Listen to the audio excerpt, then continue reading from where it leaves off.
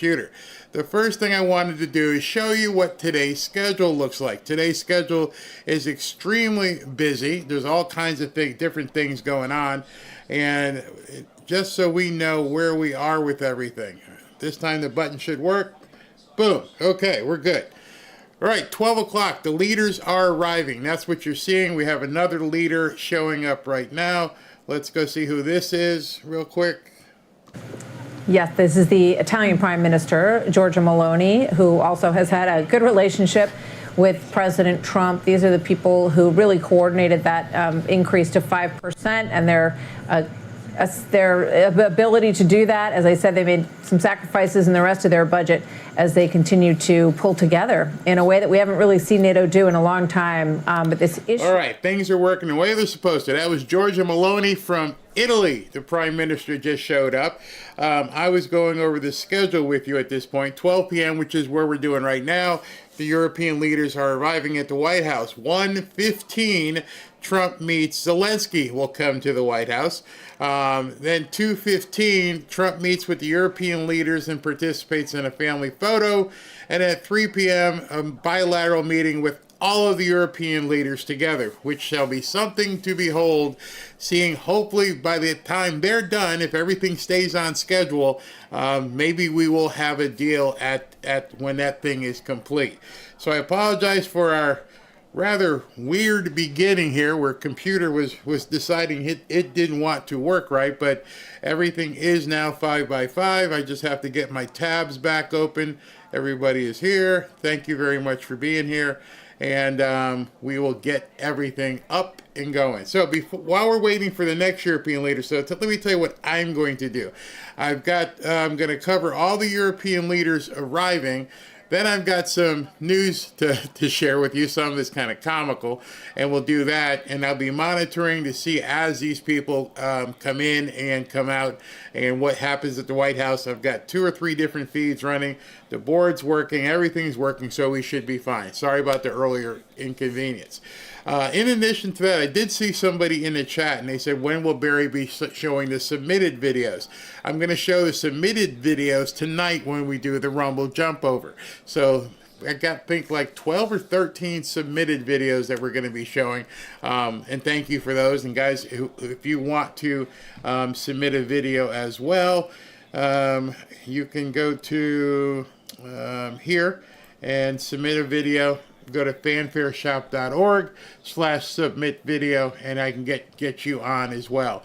In addition to everything else is going on, 12:30 looks like, let me just confirm with Ashley that nothing indeed has changed yet, but at 12:30 looks like we're going to have Congressman Barry Loudermilk on from Georgia. Let me just make sure he's good.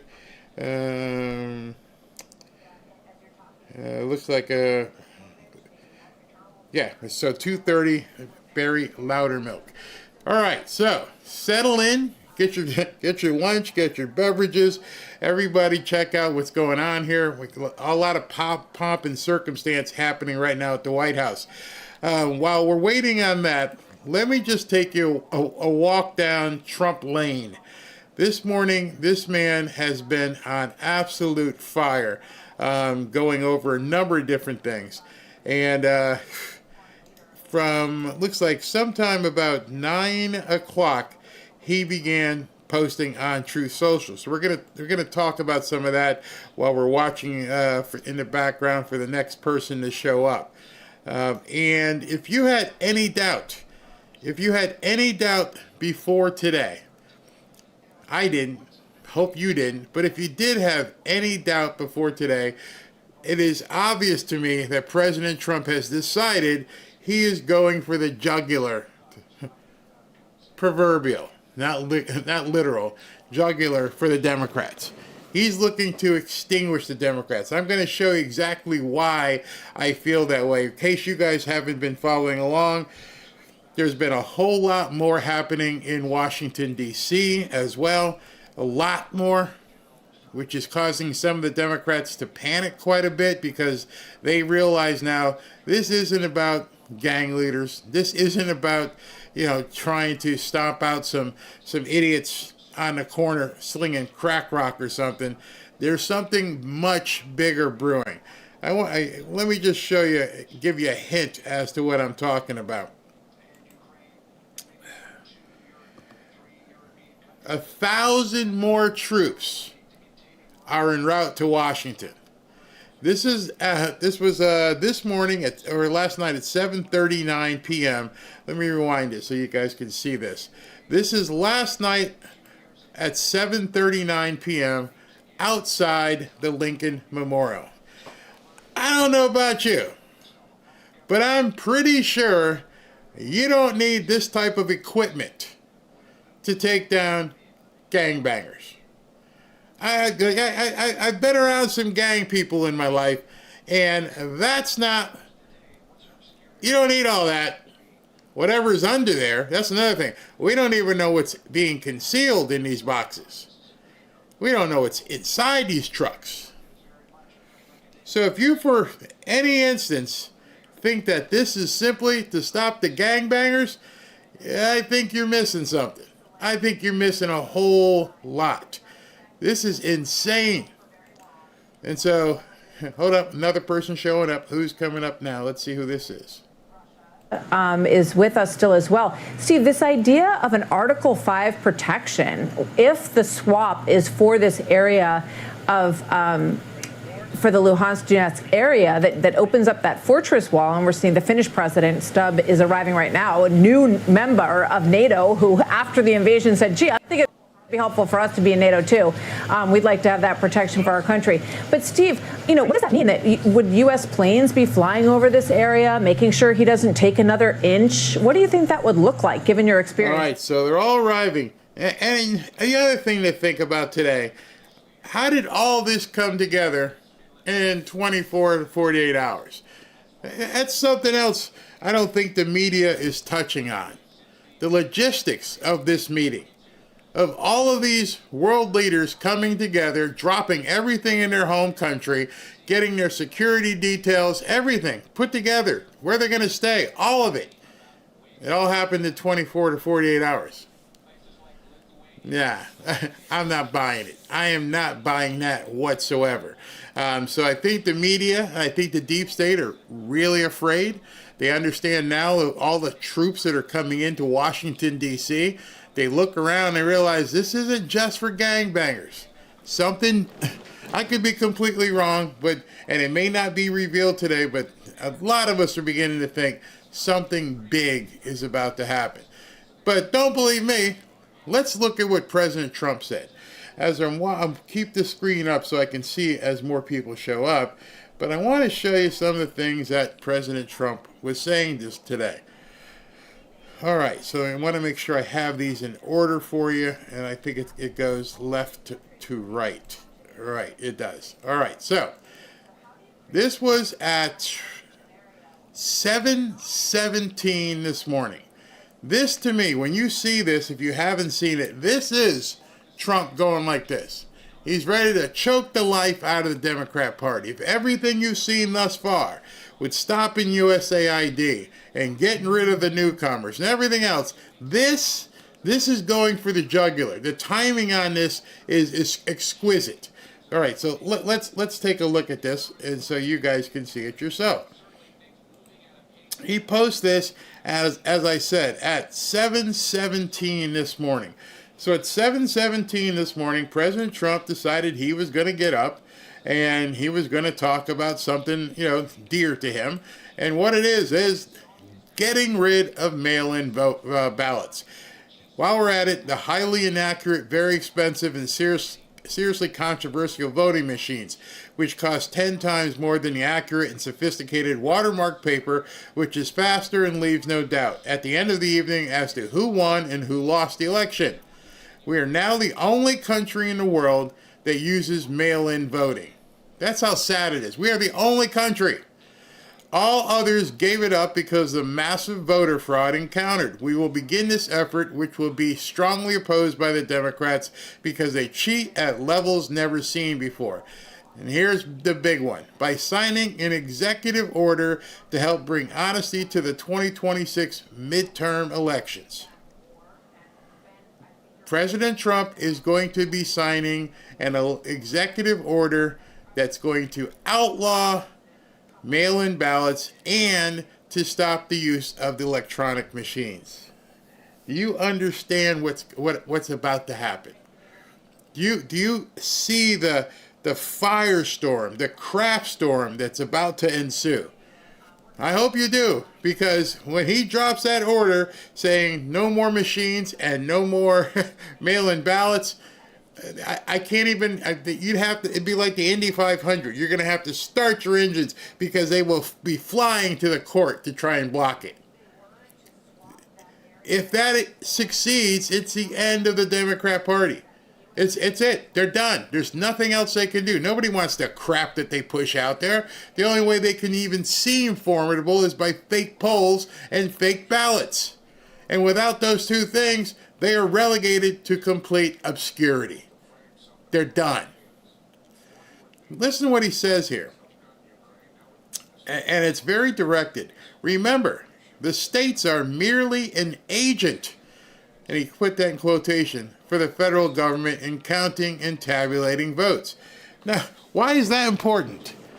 Why is it important that he just said they're merely an agent? Well, if you're merely an agent, then you can be replaced. You see, if that's actually something he can substantively determine and get the backing of the courts that say, no, you work for me. You're just my agent in Philadelphia, in Atlanta. This is my stuff here, me being the federal government. We're allowing you to do this. If they are truly just agents working on behalf of the federal government, it's done. It's over.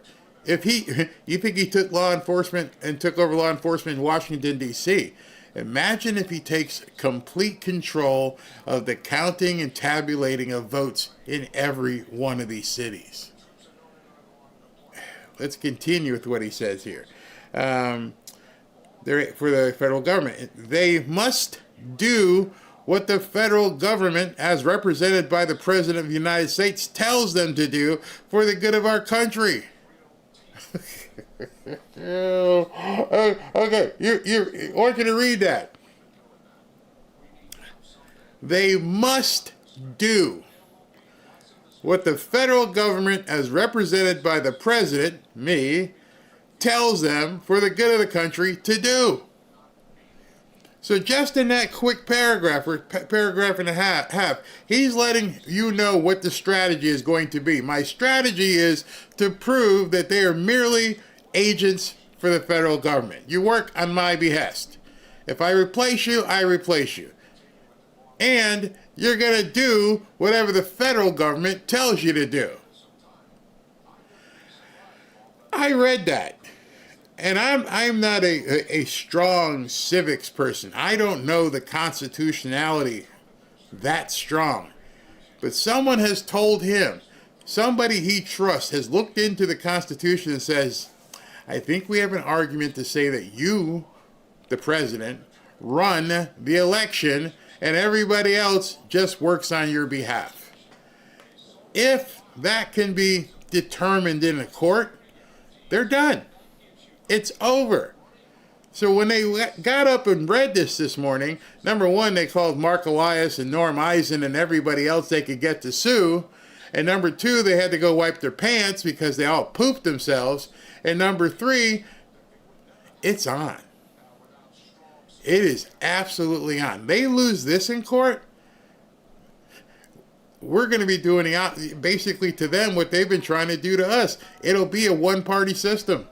Of Germany arriving at the White House as well. We'll watch as he is greeted for this truly extraordinary and, as General Keane pointed out earlier, just an unprecedented gathering at the White House. And all of this because there is the possibility of working on a deal that could finally end this war that is more than 3 years old in Ukraine after it was invaded on three sides by Vladimir Putin's military and obviously on behalf of Russia. So there's...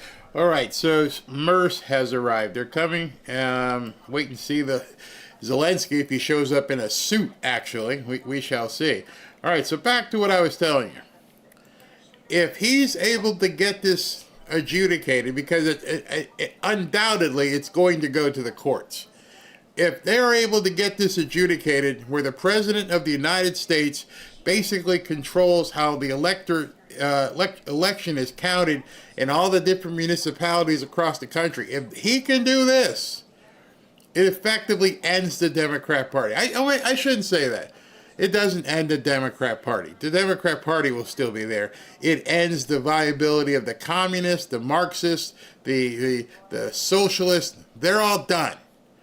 You can run some candidate. You can run whoever you want. You still have a party. Nobody's going to vote for you. And we're going to prove it once and for all. So your party doesn't end. Your ideology becomes irrelevant. So essentially, it is a death knell for the Democrats Party. Let's continue.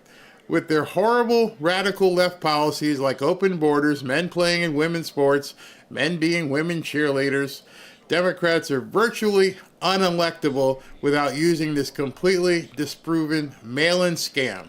Elections can never, in capital letters, elections can never be honest with mail-in votes.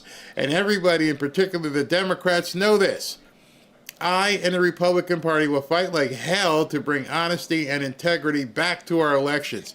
The mail-in ballot hoax using voting machines that are a complete and total disaster must end now. Remember, without fair and honest elections and strong and powerful borders, you don't even have a semblance of a country. Thank you for your attention to this matter, Donald J. Trump, President of the United States of America. So as you're reading that, I hope as you guys were deciphering that, you're realizing, oh crap. So if you weren't ready to fight before, get ready. Get ready to fight. Do whatever you need to do. Get your yard put together. Get your stuff. Make sure you got ammo and poo-poos and money stored up. This would be the counter shot to the Civil War stuff they've been doing. Don't let anybody tell you different. I don't care if you don't believe me. You have to, for your own sanity and safety of your family. This goes to court and this gets adjudicated in his favor, they are going to go ballistic. They're already going to go ballistic. When the fact that he even mentioned, I'm going to do an executive order saying no mail-in ballots and no more machines. And if you think I'm lying, think about what you've seen for the last couple of years. Everything that you know that has come true, everything that you watched from BLM to Gaza and Palestine. Oh, we're going to talk about Gaza in a second too. Talk about just trying to completely blow up the Democrat ideology. This is just the first thing he posted at 7:17 this morning. So hold on to that thought as I'm telling you, because you're like, Barry, you're being hyperbolic. It doesn't really mean that. Oh, really? Okay. So here's the next one for you. If you didn't think that one was bad enough, I want you to pay real close attention to this one. This one, to some people, is probably as bad or worse than the first one. Look at this one. We will only see the return of the remaining hostages when Hamas is confronted and destroyed. The sooner this takes place, the better the chances of success will be. Remember, I was one who negotiated and got hundreds of hostages freed and released into Israel. Wait for it. I was the one who ended 6 wars in just 6 months. I was the one who obliterated Iran's nuclear facilities. Play to win or don't play at all. I was taught that from a kid. Play to win or don't play at all. Thank you for your attention to this matter. So what you just read in 2 posts is the absolute Armageddon for the Democrats and the liberals and the libtards and libnuts. That's Armageddon. No voting machines, no mail-in votes, and the destruction of Hamas. He's beyond, let's talk. The destruction. They must be confronted and destroyed. So if you think I'm being hyperbolic, you tell me what he is. if I'm being hyperbolic, he just sentenced the Democrat Party and their ideology to death. What do you think someone is going to do when they realize that they're about to become extinct? So everyone go about your day and stuff, but understand where we are headed. You see what's happening in Washington right now. You saw what happened in New York 2 nights ago. And don't be surprised if, the mayor up there, Adam, says, come on up here. We need the National Guard in New York City. We've lost control. If you look with a broad lens and you see all the things happening before you, including what you're seeing today, you think that Biden could have summoned all these world leaders together on 24 hours notice, supposedly? Nope. What we're seeing is a changing of the guard and a power balance that is completely shifting. With everything going on today, he knew all these world leaders were showing up in Washington, D.C., and he had the time. He got up this morning, and he wasn't sitting there planning for Zelensky and Starmer and all these other people. He said, you know what, let me go ahead and let me end the Democrat Party. Okay, no more mail-in votes, and what else am I going to do? It's only 7:30. Yeah, and we're going to also make sure that we take over the counting. Man, he did that before breakfast. And then, in a second measure, let me just tell everybody, we're for the destruction of Hamas. Not negotiation. I'm done talking. I'm done talking to the Democrats. I'm done talking to Hamas. Anybody else want some? Step up. That's what I'm looking at. I'm looking at a guy who's like, step. The sanctions, the threat of sanctions. And it will French stop from President Macron joining out. us. Go ahead, Yep. Benjamin. Just pointing out, we now are being joined by French President Emmanuel Macron, who is the final member of this group to join, short of Zelensky. Sorry, Benjamin, please continue. Yeah, look, and I think seeing all these European leaders is absolutely essential. President Trump has been very clear recently that this is... So the entirety of the entourage at this point, besides Zelensky, have now arrived at the White House. So you got all this going on, and the optics alone, if people are paying attention, the optics of what you're seeing is a president completely in control and wielding power. Despite what the media was saying about, oh, he was kissing up to Putin. Yeah, okay. What do you call this one? How are you gonna label this? All these people showing up. And let's see how much they're going to allow us to cover and see today, but that'll be very interesting. So that's one story, right? And then you get the next one. He says, I'm going to get rid of mail-in ballots. I'm going to get rid of the machines, and we're going to take over counting. And he did that before breakfast, and he follows it up with, and I'm going to destroy Hamas. Next, this president means business on a scale nobody here has seen in quite some time, if ever. Understand, this is what we voted for, and nobody really thought Trump was going to get it done like this. When I say like this, I'm checking the calendar. Yeah, it's 7 months. It's 7 months in, and we're seeing all this stuff. All right, let's continue. Then he posted this, window 45. Okay. A big day at the White House. We have never had so many European leaders here at one time. This is a great honor for America. Let's see what the results will be. He's not setting himself up for failure here, is he? You feel like that was a tease when you look at this and he says, big day here today. We're here at the ballpark. Big day. We got the Giants going up against the Cowboys. Let's see what the results will be. That to me is a man who's calling his shot. But we shall see. We shall see. That was only at 9 o'clock.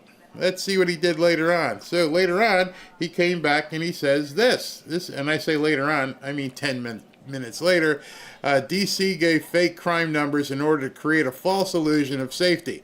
This is a very bad and dangerous thing to do, and they are under serious investigation for doing so. Until 4 days ago, Washington, D.C. was the most unsafe city in the United States and perhaps the world. Now, just in a short period of time, it's perhaps the safest and getting better at every single hour. People are flocking to D.C. again, and soon the beautification will begin. So he's taking a little bit of a victory lap there, saying, yep, we did it. I told you I could do it. You didn't need all these different laws and everything. You just needed a new president, and I'm here. This one was a little bit later. It was just 5 minutes later. He says, let's make America great again. Then he followed that up with this one at 9:44. Now understand, he's got the leaders of the world coming here, and this guy is posting and posting and posting. I am totally convinced that if Russia raised their hands and said, we give up, we concede, we surrender, we will give Ukraine and the great United States, the most revered, respected, and powerful of all countries ever, Moscow and St. Petersburg and everything surrounding them for 1,000 miles, the fake news media and their Democrat partners would say that this was a bad and humiliating day for Donald Trump, one of the worst days in the history of our country, but that's why they are fake news. And the badly failing radical left Democrats. Thank you for your attention to this matter. I'm going to show you in a little bit why that was a bit tongue-in-cheek. You may not realize this thing I'm going to show you, but as he's talking about the failing radical left Democrats and the fake news, you know that President Trump probably has a room with all the different news channels on it. Sort of like what I'm building, where you can click a button, go to this one, or this one, and see what's going on. Well, when he clicked on one of them this morning, he probably had a really good laugh. And I'm going to save that, and you guys are probably going to have a really good laugh as well. Let's see the next one. This one is at the bright hour of 10:09 a.m. I've settled 6 wars in 6 months, one of them a possible nuclear disaster, and yet I have to read and listen to the Wall Street Journal and many other who truly don't have a clue tell me everything that I'm doing wrong on Russia and Ukraine. That is Sleepy Joe Biden war, not mine. I'm only here to stop it, not to prosecute it any further. It would have never happened if I was president, which is what Putin said. I know exactly what I'm doing.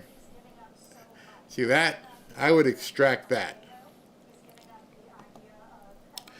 The President of the United States, who you voted for, said, I know exactly what I'm doing.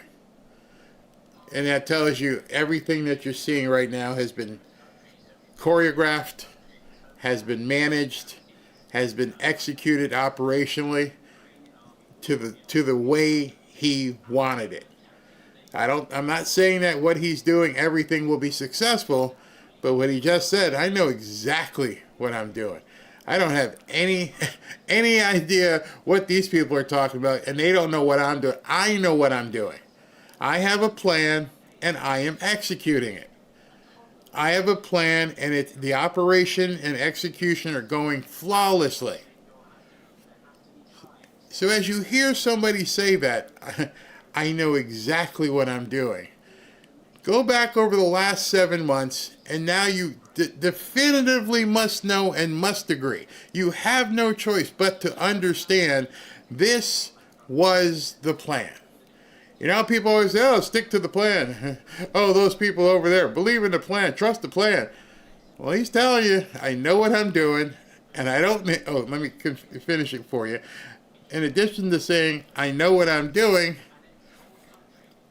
and I don't need the advice of people who have been working, where was it? I don't need the advice of people who have been working on all these conflicts for years and were never able to do a thing to stop them.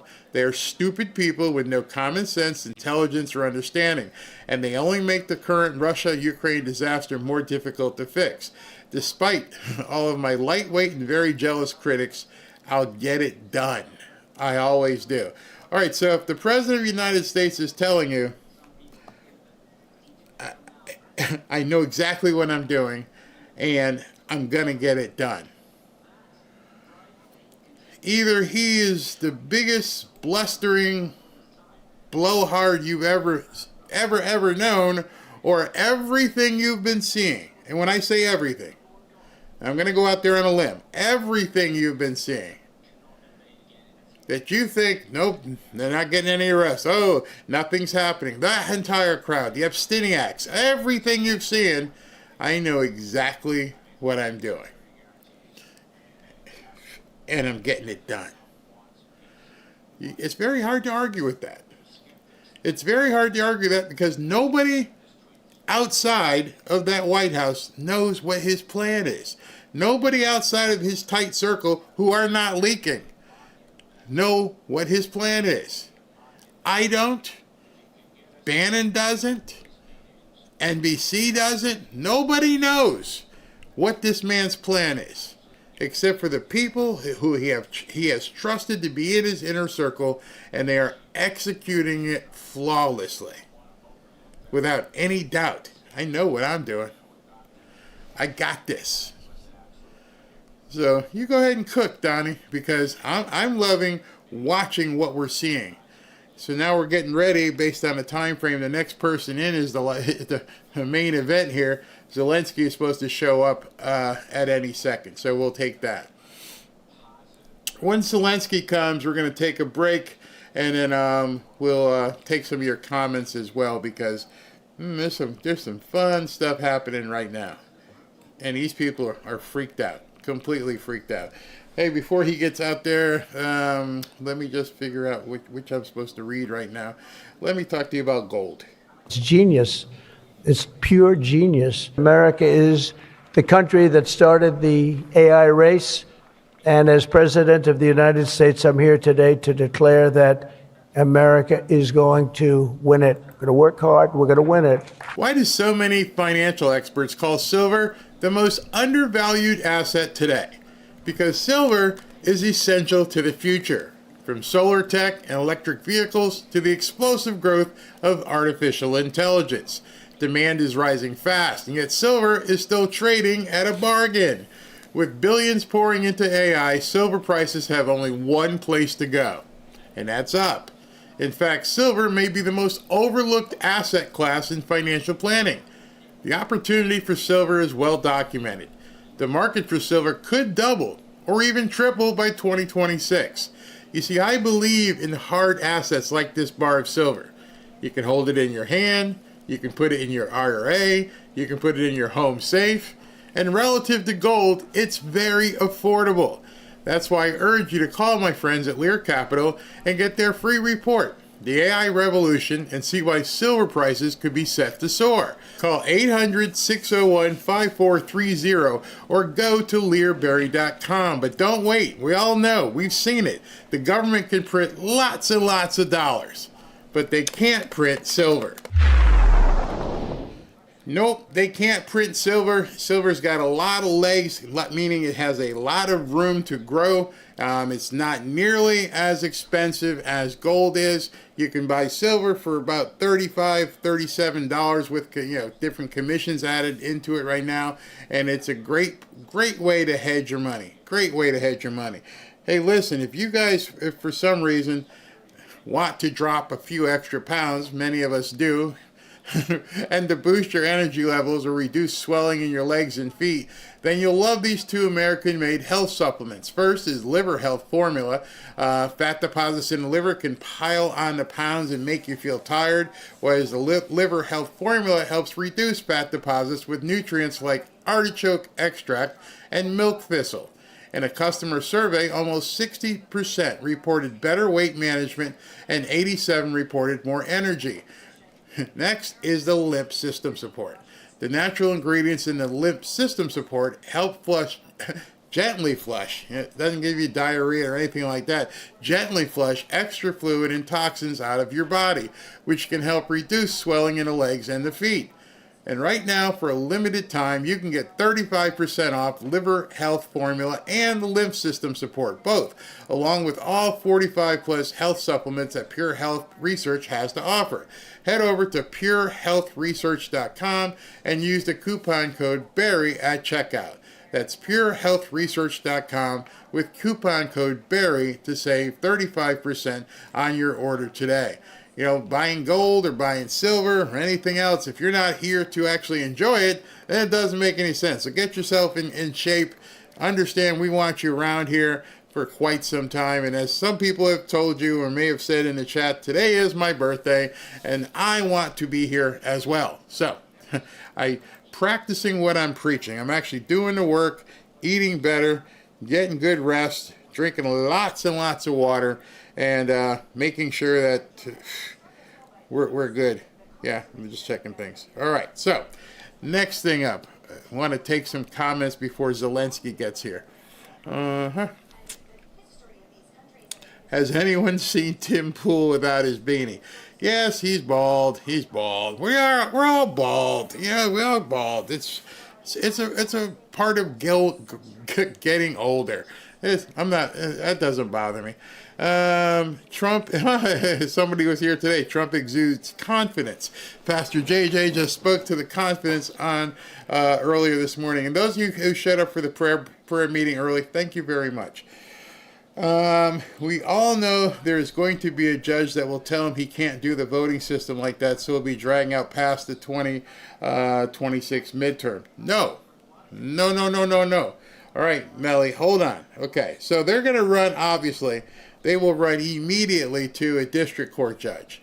When they get to the district court judge, the district court judge is going to say, yeah, you can't do that. We all expect it. But this Supreme Court and the Court of Appeals have been moving quite fast.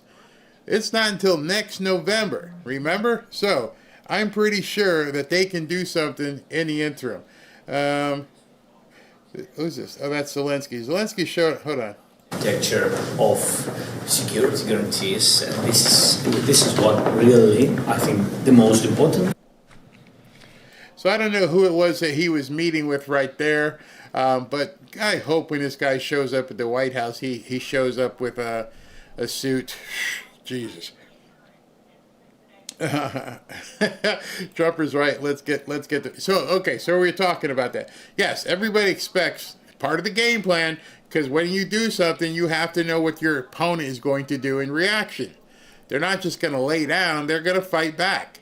So he knows they're going to run to the district court, and then when they run to the district court, it's immediately going to probably get taken from them.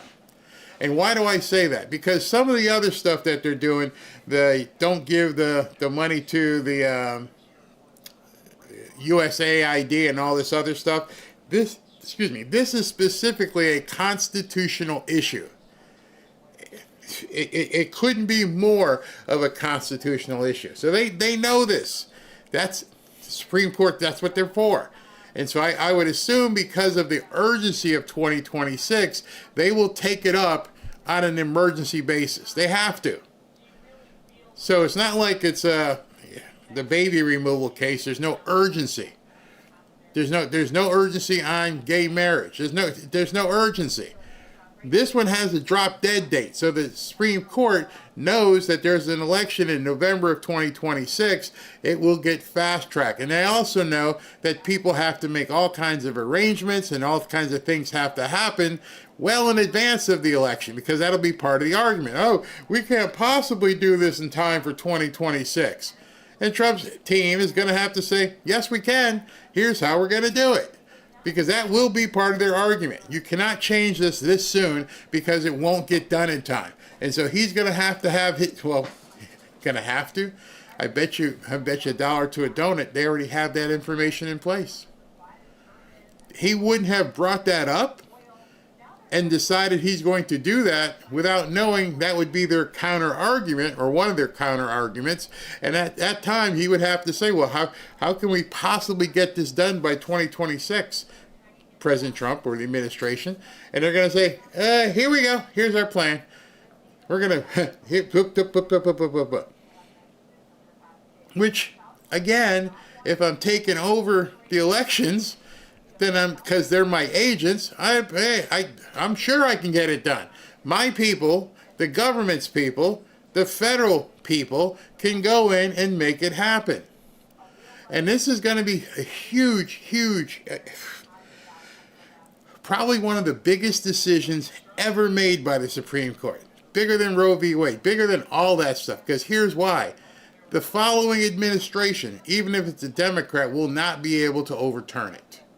If the Supreme Court says that the elections are run by the Fed and that he can do this and he can get rid of voting machines and he can institute no mail-in votes, they're done either way because they'll have to do it.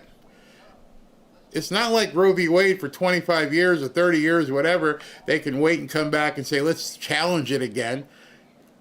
Because there's nothing constitutional about a baby removal. This one's pretty. It's in the Constitution. It's written. The president shall control, or rather the federal government shall control. It just went way to the wayside and nobody thought to reel it in. Yeah, they did it for the jab, so they have plenty of time. Yep, it can get done. Knowing Trump, he may have that jacket waiting. He's got a good sense of humor. Fox now said Zelensky is not going to wear a suit. I'd throw him out. I'd throw him out and say, yeah, good luck. Make sure you got a body bag. Good luck. Get out of here. He's being defiant by showing up with a t-shirt. Yeah, he is. We can prove all the cheating. To me, it's a no-brainer. Yeah, but you're not allowed to tell anybody that. Just remember how many people were silenced because they even thought about talking about cheating. You couldn't. It wasn't a bad word. It became a bad word. Don't talk about fraud, election fraud. Oh no, you can't even discuss it. I can't have an opinion. Seriously? You can't. If you even made a video about it, they put a note or they took it down. Why? Why were y'all so afraid? Something we all need to pray for this. Yes, that would be huge. I am off the air here in Belgium. That was probably before, bro. I had to restart. I'm back on now. Lucinda, thank you very much for the happy birthday. Thank you. Zelensky wore a suit to the NATO dinner. Okay. Maybe he'll surprise us and show up in a suit, even though again, they don't know. If Zelensky could tell him anything. But we'll see when he shows up if he decides to show up as a cretin again. Putin should be told to finish the job.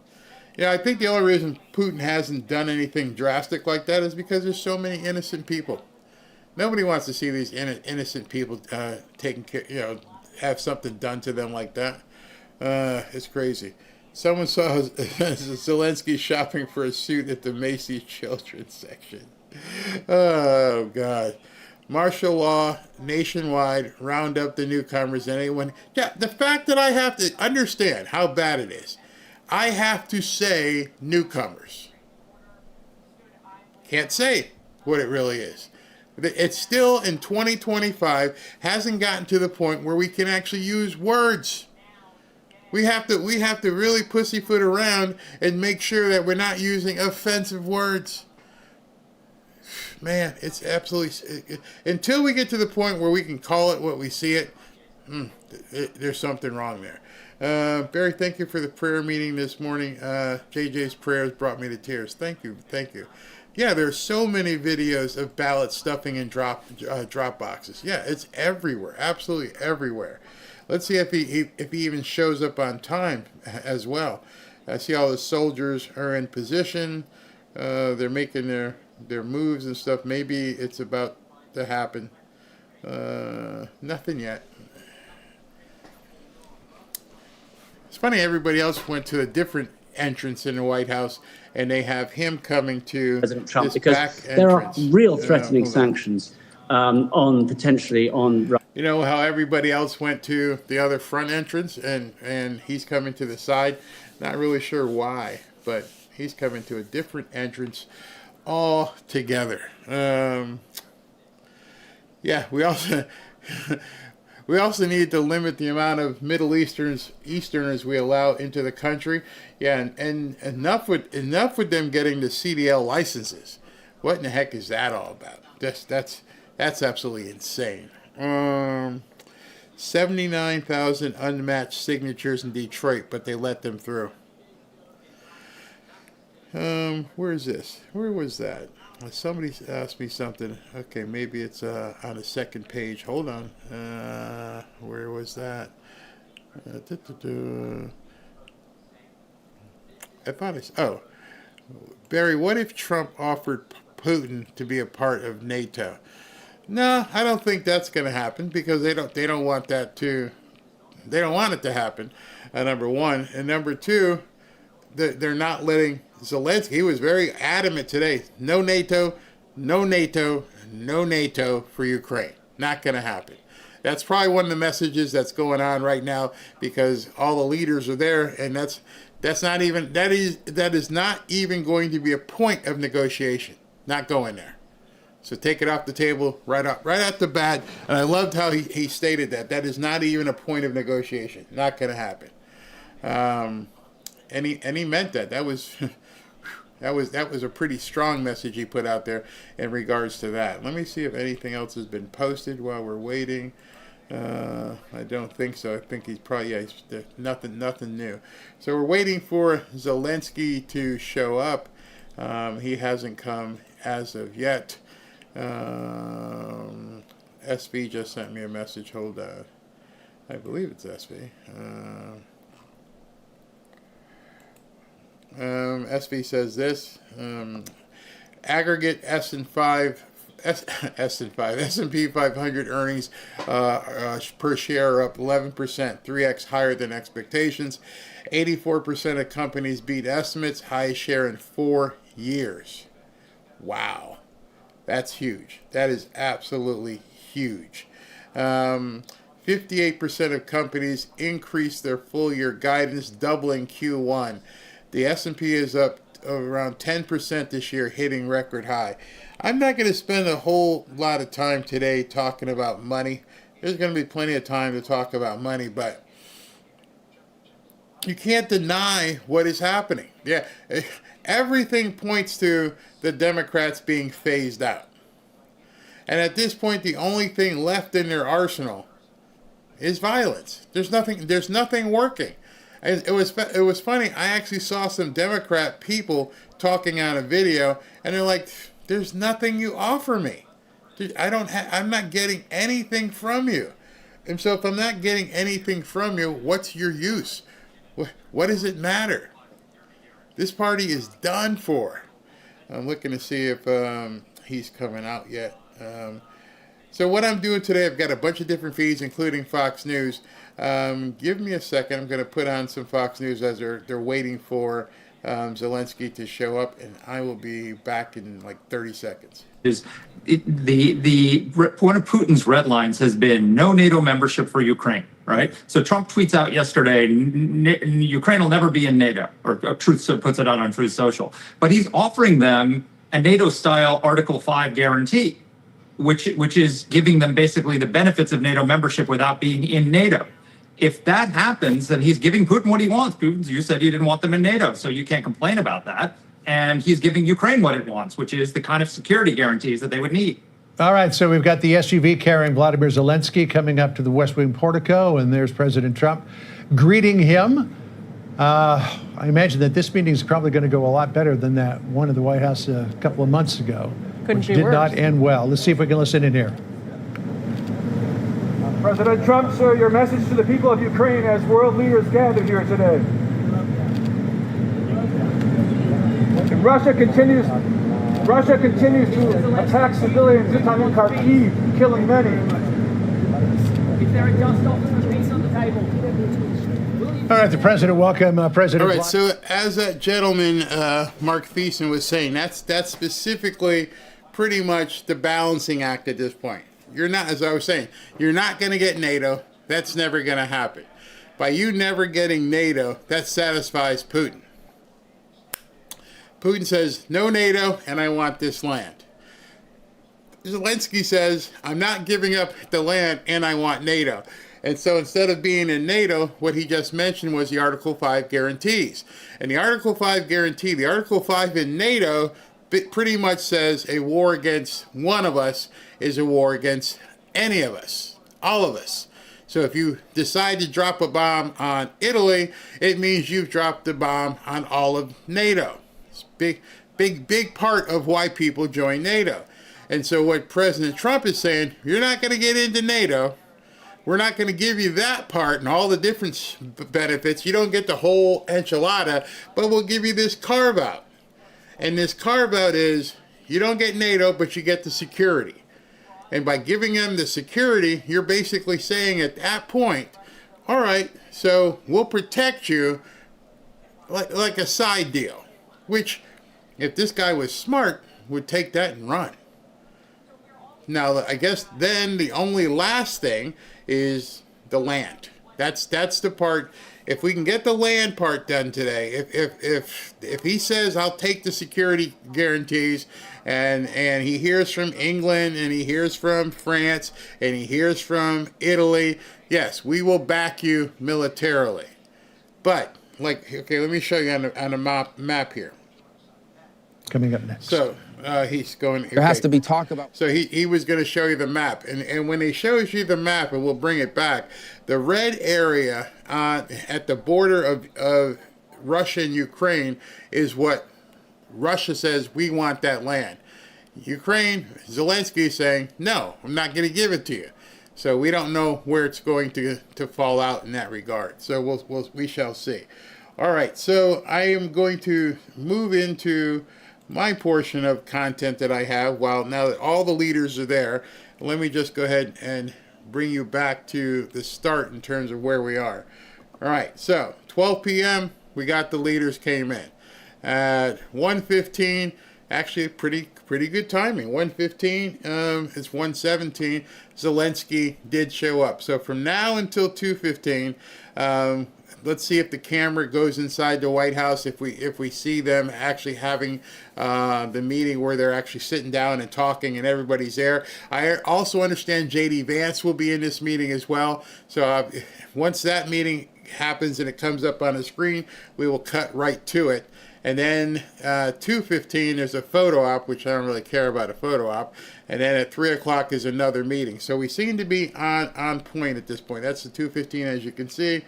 And then at 3 p.m., we have that. So we're making pretty good time. We're making pretty good time. So let me start with what I had planned for you. And then if they come on, we will jump. Okay? So let's do that. All right, here we go. And these are a bunch of different news stories that I thought you guys might want to hear today.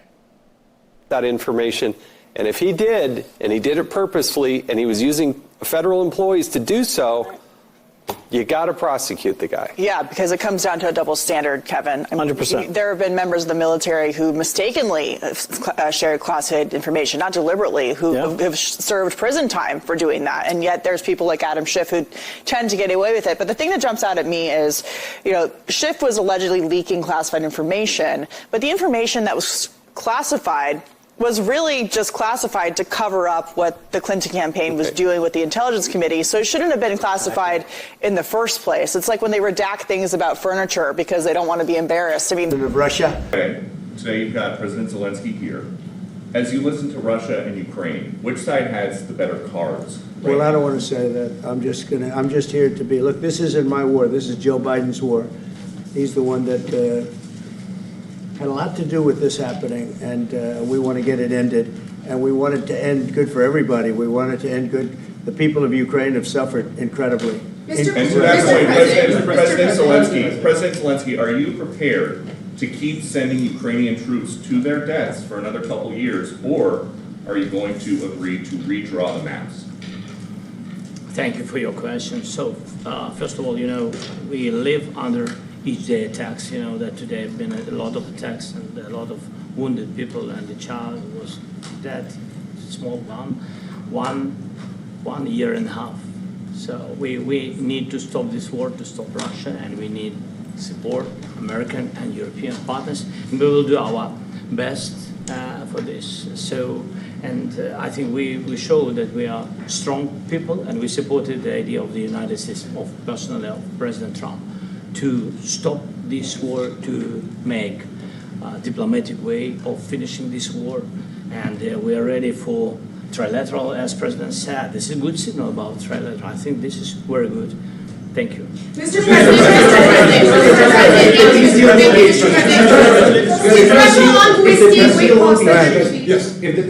the peace deal will be achieved, are you going to be willing to send American peacekeepers to Ukraine?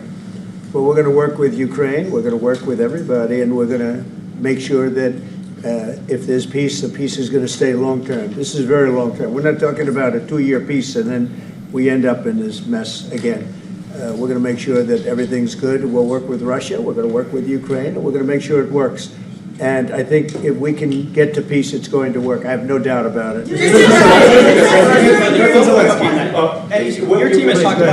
Your team has talked about security guarantees. Could that involve U.S. troops? Would you rule that out in the future?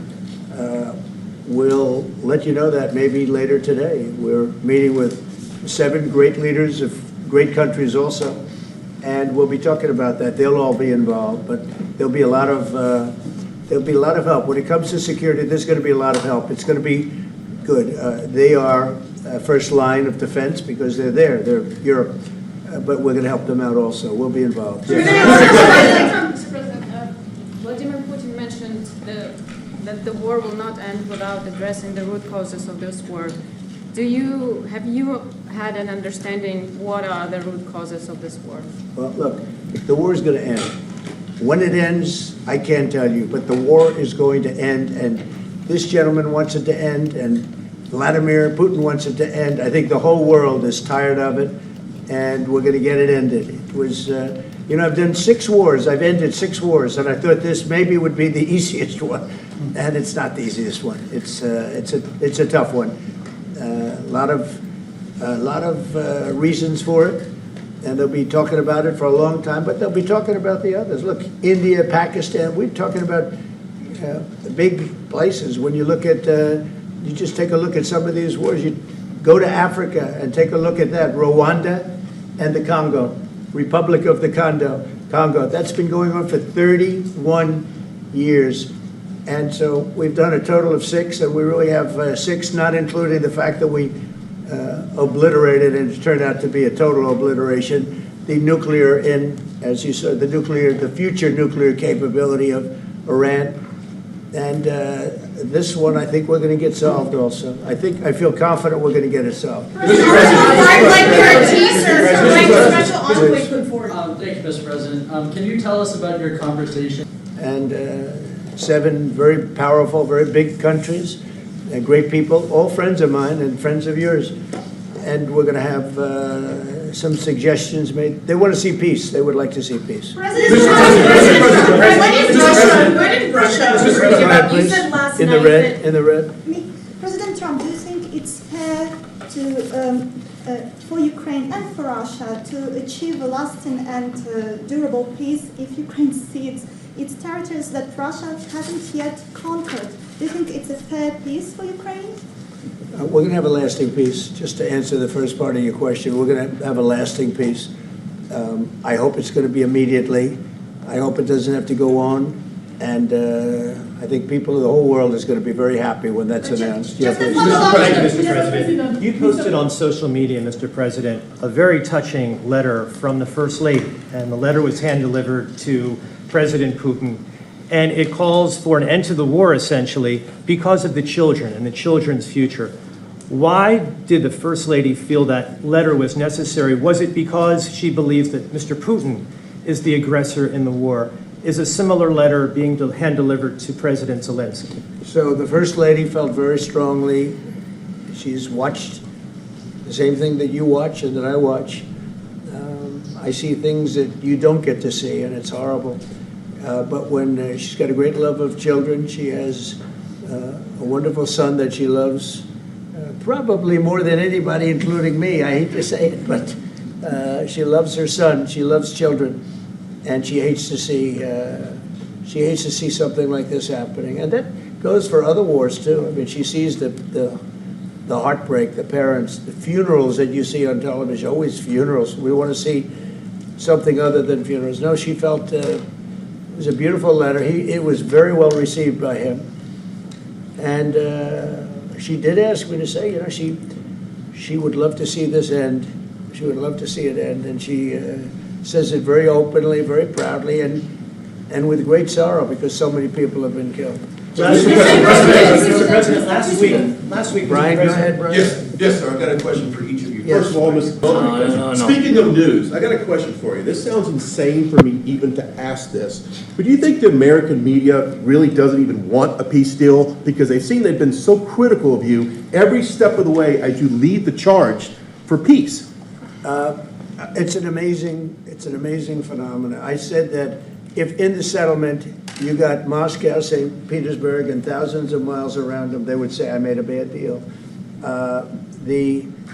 The level of hatred and animosity is incredible. Not with all. I mean, we have great people up here. We also have terrible people up there that I think are told what to say.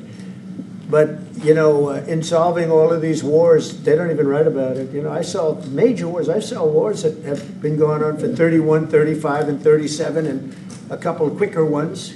One that was going to go into a full-blown deal very quickly. You know what the one I'm talking about. It was a big one. But they don't even write about that. No matter what I do, no matter what, and you know, this is not anything to do with you. It's probably to your advantage in a certain way. But no matter what I do, no matter what deal I make, from my standpoint, you'll come out good. Maybe President Putin will come out good. But they'll say, Trump was absolutely horrible. It's just that, and I've lived with that for a long time. I've lived with it since just before the first election. I used to get great publicity. Now I get the worst publicity anyone's ever gotten in office, but I won in a landslide, so that people understand. They're the only ones that count, ultimately. But I've also had great reporters. I've had journalists that are very good. But it's very sad when you do the right thing. As an example, they said, because of the fact that Vladimir Putin came to American soil, this was a tremendous defeat for Donald Trump. No, it was really wonderful that he did it. It was a hard thing for him to do, to be honest with you. It was the opposite of what they said, but they said it. Now, if he didn't come, they'd say that was also bad for Trump. You know, there's no way. And there's just a great dishonesty of the press, and I think that's why it's lost its credibility. You know, its credibility is at an all-time low. We have a thing going on right now in D.C. We went from the most unsafe place anywhere to a place that now friends are calling me up, Democrats are calling me up, and they're saying, sir, I want to thank you. My wife and I went out to dinner last night for the first time in 4 years, and Washington, D.C. is safe, and you did that in 4 days. I'll tell you, it's safe. I had another friend of mine, he has a son who's a great golfer, he's on tour, and he came in fourth yesterday in the big tournament where Scotty Scheffler made the great shot, and he said his son is going to dinner in Washington, D.C. tonight. I said, would you have allowed that to happen a year ago? He said, no way, no way. He said, what you've done is incredible. And I think the people realize it. But the press says, he's a dictator, he's trying to take over. No, all I want is security for our people. But people that haven't gone out to dinner in Washington, D.C. in 2 years are going out to dinner. And the restaurants the last 2 days were busier than they've been in a long time. Thank you. I walked around yesterday with MTG. If you can walk around with DC with MTG and not be attacked, the city is safe. Thank you, Mr. President. Thank you, President Trump. Are you disappointed there's no The United ceasefire, States, Mr. President? the United States has already given hundreds of billions of dollars to this war effort in Ukraine. At best, it is a stalemate, and the killing continues. So, President Trump, how much more is the United States willing to give Ukraine? And President Zelensky, how much more do you want? Well, I'll start off just by saying we're not giving anything now. We're selling weapons. This is something before, I guess the number is well over $300 billion. That was under Joe Biden, a corrupt politician, not a smart man, never was. By the way, go back 40 years. He was not a smart man 40 years ago either. But now he's in particular bad. This was done by a corrupt administration that shouldn't have been in, and frankly, if the right results of the election were given, if I were president, this war would have never taken place, and he would have been very happy, because he would have liked to have seen. I mean, they went through hell. He went through hell. This war would have never happened, and the people that were killed, a couple of million people, a lot of people with soldiers and everything else, and the people that have been displaced and forced into other areas and other countries because of what's happened, none of that would have happened. You want to? I can. Thank you so much. So first of all, we have possibility now to buy weapon from the United States. We are thankful for this program and this opportunity. We are thankful for Europe. They pay for this, and through NATO program, for example, Pearl and etc. We have some programs where we can have some money to finance this, and this is a part. I think it's not a part for the war and to defend us. It also will be a part for security guarantees, to strengthen our army, to rearm Ukrainian army. This is very, very important. And it depends how much money we need to rearm. For example, the question of air defense, we spoke about it with President Trump, and I'm happy that we have now bilateral decisions and we work on it with production, American production. Nobody in Europe has so many air defense like Patriots, for example. We need it very much, and this is also about defending. I think the good news, we make the best military equipment in the world by far. You mentioned the Patriots. How good are they? Systems. We have systems, they're literally 100% foolproof. And it's really like shooting two bullets, two bullets hitting each other in the air in a space like this. The chances, 100%. It's 99 to 100%. So we sell the equipment to NATO. And NATO does what, I don't know what the arrangement is that you have with, but I know that they want you to have the equipment. And we're getting the best equipment in the world, but they pay us for the equipment. Under Biden, it was just crazy what was going on. I believe the number is over 300. I think it could be $350 billion worth of equipment and money and everything else. And we've made more progress in settling this war in the last 2 months than they made in 4 years. This should have been settled a long time ago, but it should have never happened. Yeah, please. Real quickly, you pushed out on social media. Brian, go first. You pushed out on social media about doing away with mail-in ballots and potentially electronic voting machines. Can you expand on that and how important that is? Well, that's a very off-topic, just really quickly. Mail-in ballots are corrupt. Mail-in ballots, you can never have a real democracy with mail-in ballots. And we, as a Republican Party, are going to do everything possible that we get rid of mail-in ballots. We're going to start with an executive order that's being written right now by the best lawyers in the country to end mail-in ballots because they're corrupt. And you know that we're the only country in the world, I believe, I may be wrong, but just about the only country in the world that uses it because of what's happened. Massive fraud all over the place. The other thing we want changed are the machines.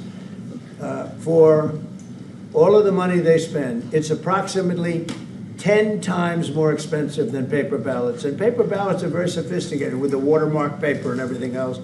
We would get secure elections. We'd get much faster results. The machines, I mean, they say we're going to have the results in 2 weeks.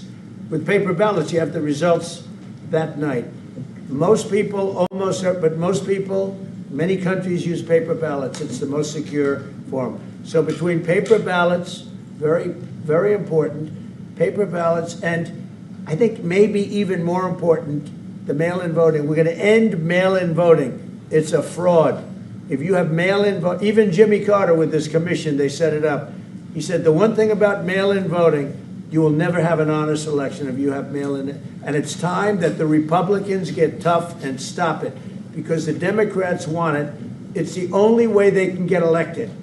Because with men and women's sports and with transgender for everybody and open borders and all of the horrible things, and now the new thing is they love crime. They're fighting me on the fact that I've made Washington, D.C. safe. We're not going to get mugged, beaten up, or killed like all the people you've been watching get so badly hurt. I'm glad, I hate to take your time with this, but I'm glad you asked me that question. We're going to stop mail-in ballots because it's corrupt. You know, when you go to a voting booth and you do it the right way and you go to a state that runs it properly, you go in, they even ask me, they asked me for my license plate, for identity. I said, I don't know if I have it. They said, sir, you have to have it. I was very impressed, actually. But it's very hard to cheat with mail-in voting. As you know what happens in California, it's so corrupt, where some people get 5, 6, 7 ballots delivered to them. Now, we got to stop mail-in voting, and the Republicans have to lead the charge. The Democrats want it because they have horrible policy. If you have mail-in voting, you're not going to have many Democrats get elected. That's bigger than anything having to do with redistricting, believe me. And the Republicans have to get smart. We're not going to have a country.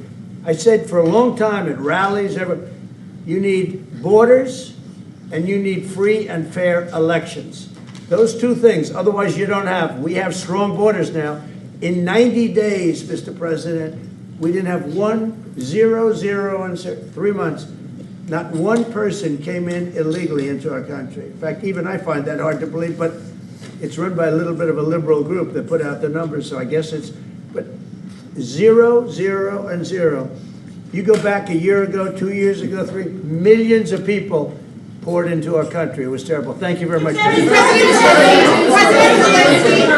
security guarantees do you need from President Trump to be able to make a deal? Is it American troops, intelligence, equipment? What is it?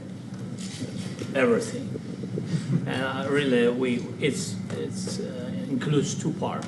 First, strong Ukrainian army. That's what I began to discuss with your colleagues. And it's a lot about weapon and then people and training missions and intelligence. And second, we will discuss with our partners. It depends on the big countries, on the United States, on a lot of our friends. And Mr. President, are you going to commit American troops to that NATO-like protection in order to get President Zelensky to a deal today? Well, I don't know if you define it that way, but NATO-like, I mean, we have people waiting in another room right now. They're all here from Europe, biggest people in Europe, and they want to give protection. They feel very strongly about it, and we'll help them out with that. I think it's very important. I think it's very important to get the deal done. You've been involved with the peacekeeping in Ukraine since your first day in the administration.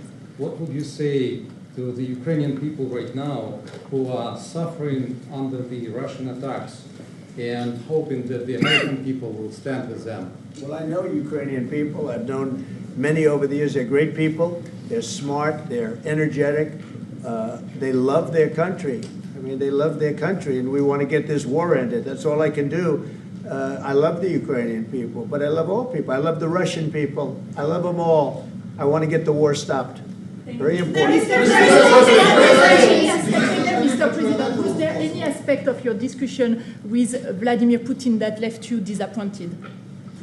Look, we just spoke to, I was just telling the president, I just spoke to President Putin indirectly, and we're going to have a phone call right after these meetings today.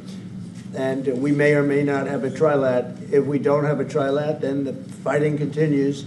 And if we do, we have a good chance. I think if we have a trilat, there's a good chance of maybe ending it. But he's expecting my call when we're finished with this meeting. Thank you very much. Thank you. Let's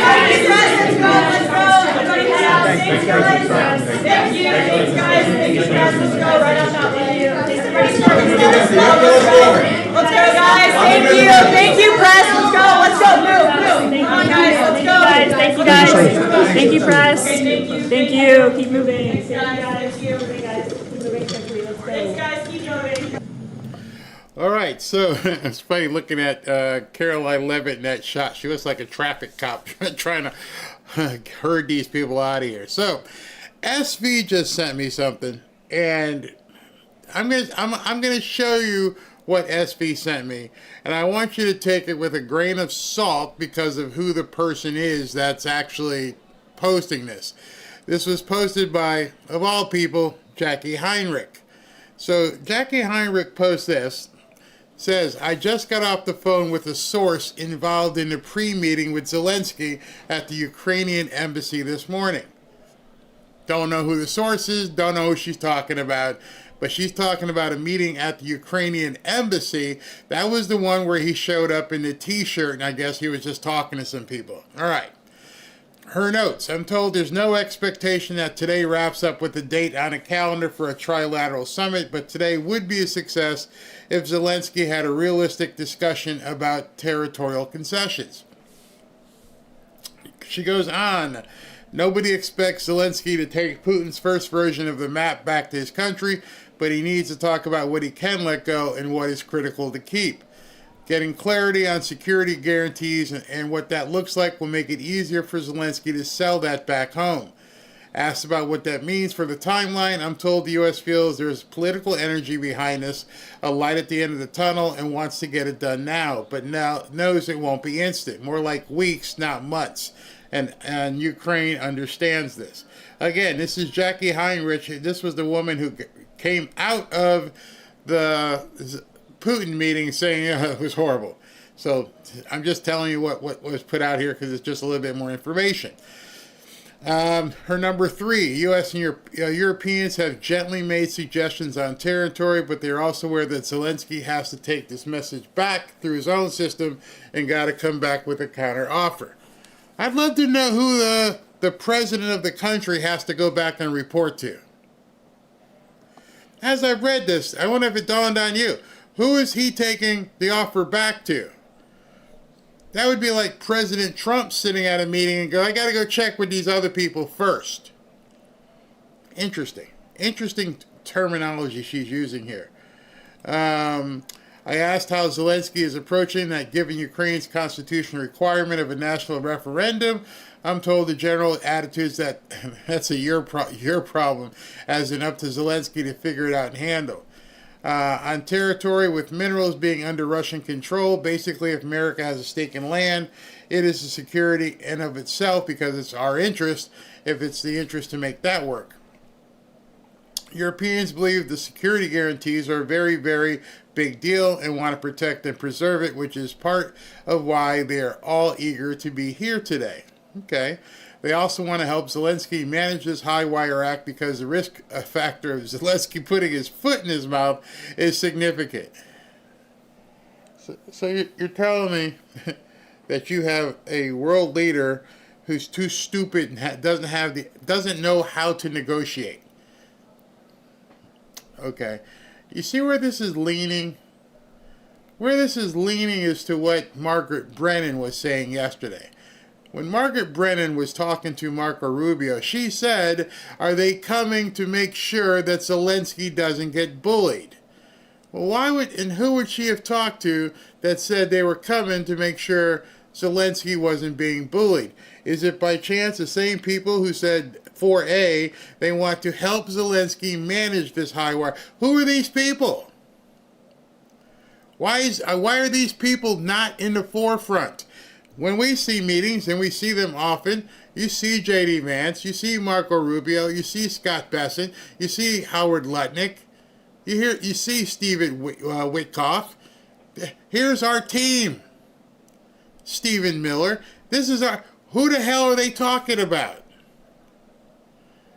I think that's a problem I have, is who are these people that Zelensky now has to go back and talk to? Because I'm thinking they're deep state actors. Why would the president of a country have to go back and talk to these people? Somebody explain that one to me. Doesn't make any sense. The discussion of security guarantees won't produce full security plan today, but they want clear next steps to work on, quote, a commitment in principle from the coalition of the willing, the United States hammering out alongside Ukrainians. Number 5, some awareness that the U.S. should legislate just make sure it lasts into future administrations. If I wasn't sure the deep state had their hand in it, I do now. Some awareness that the U.S. should legislate this, making sure it lasts into future administrations. Also, the White House sees Putin's acceptance of security guarantees as important. Their attitude is now we have to put more meat on the bone. Today it is important to demonstrate unity between Europeans, U.S., and Ukraine that would define success, and says neither the Ukrainians or America want this to fail. Okay, all right. We shall see. We shall see what is up very soon because, let's see, it's 1:51. And we're going to know rather quickly the next thing that's supposed to come up, as you know. Let me just go back to our schedule. And the schedule is, all right, just to see where we are. At 2:15, President Trump greets the European leaders and participates in a family photo. So this works out pretty good for our timing because I have the interview with Representative Loudermilk coming up at 2, providing he's still on time. And then at 2:15, once I see President Trump jump out, we can go ahead and jump into that as well and see where that's going. So 2:15, and then at 3 o'clock, we're going to have another one of these gaggles like we just saw with him. So we are on track. We shall see how things all turn out as we move forward. So I'm just refreshing over here to make sure that my feeds are ready. That's where we are. That's where we are as of right now. So with Representative Loudermilk coming on in 8 minutes.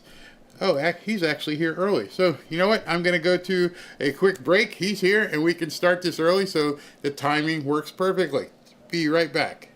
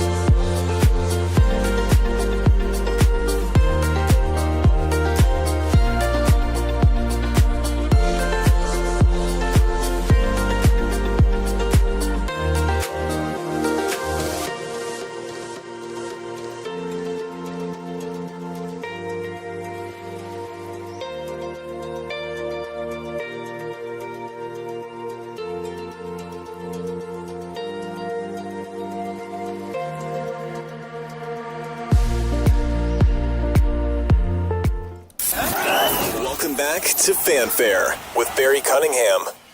All right, so I've got Representative Barry Loudermilk on deck here. Mr. Loudermilk represents Georgia's 11th congressional district, which includes all of Bartow, Gordon, and Pickens counties and portions of Cherokee and Cobb. I've been to Cherokee and Cobb. I've never been to Bartow, Gordon, or Pickens, but it's the 11th district. And let's see, hope the volume, everything's working. Representative, you there? I see you there. I'm here. Oh, I can hear you too perfectly. How are you? Awesome. Doing good. Are you back in Washington or are you still in Georgia? Oh, I am in Georgia, fortunately. Okay. All right. So with everything going on that you're seeing today, number one, what's your feeling? Are we close to a deal? Is something going to happen from people you've talked to, or are we still a ways away? No, I think we're a lot closer than anyone ever expected we would be. I mean, definitely when you consider when Russia invaded Ukraine and the war just progressed and progressed and got deeper and deeper, the only time that you saw things starting to slow down a little bit was right after the elections last year. It reminded me a lot of the Iranian hostage crisis when,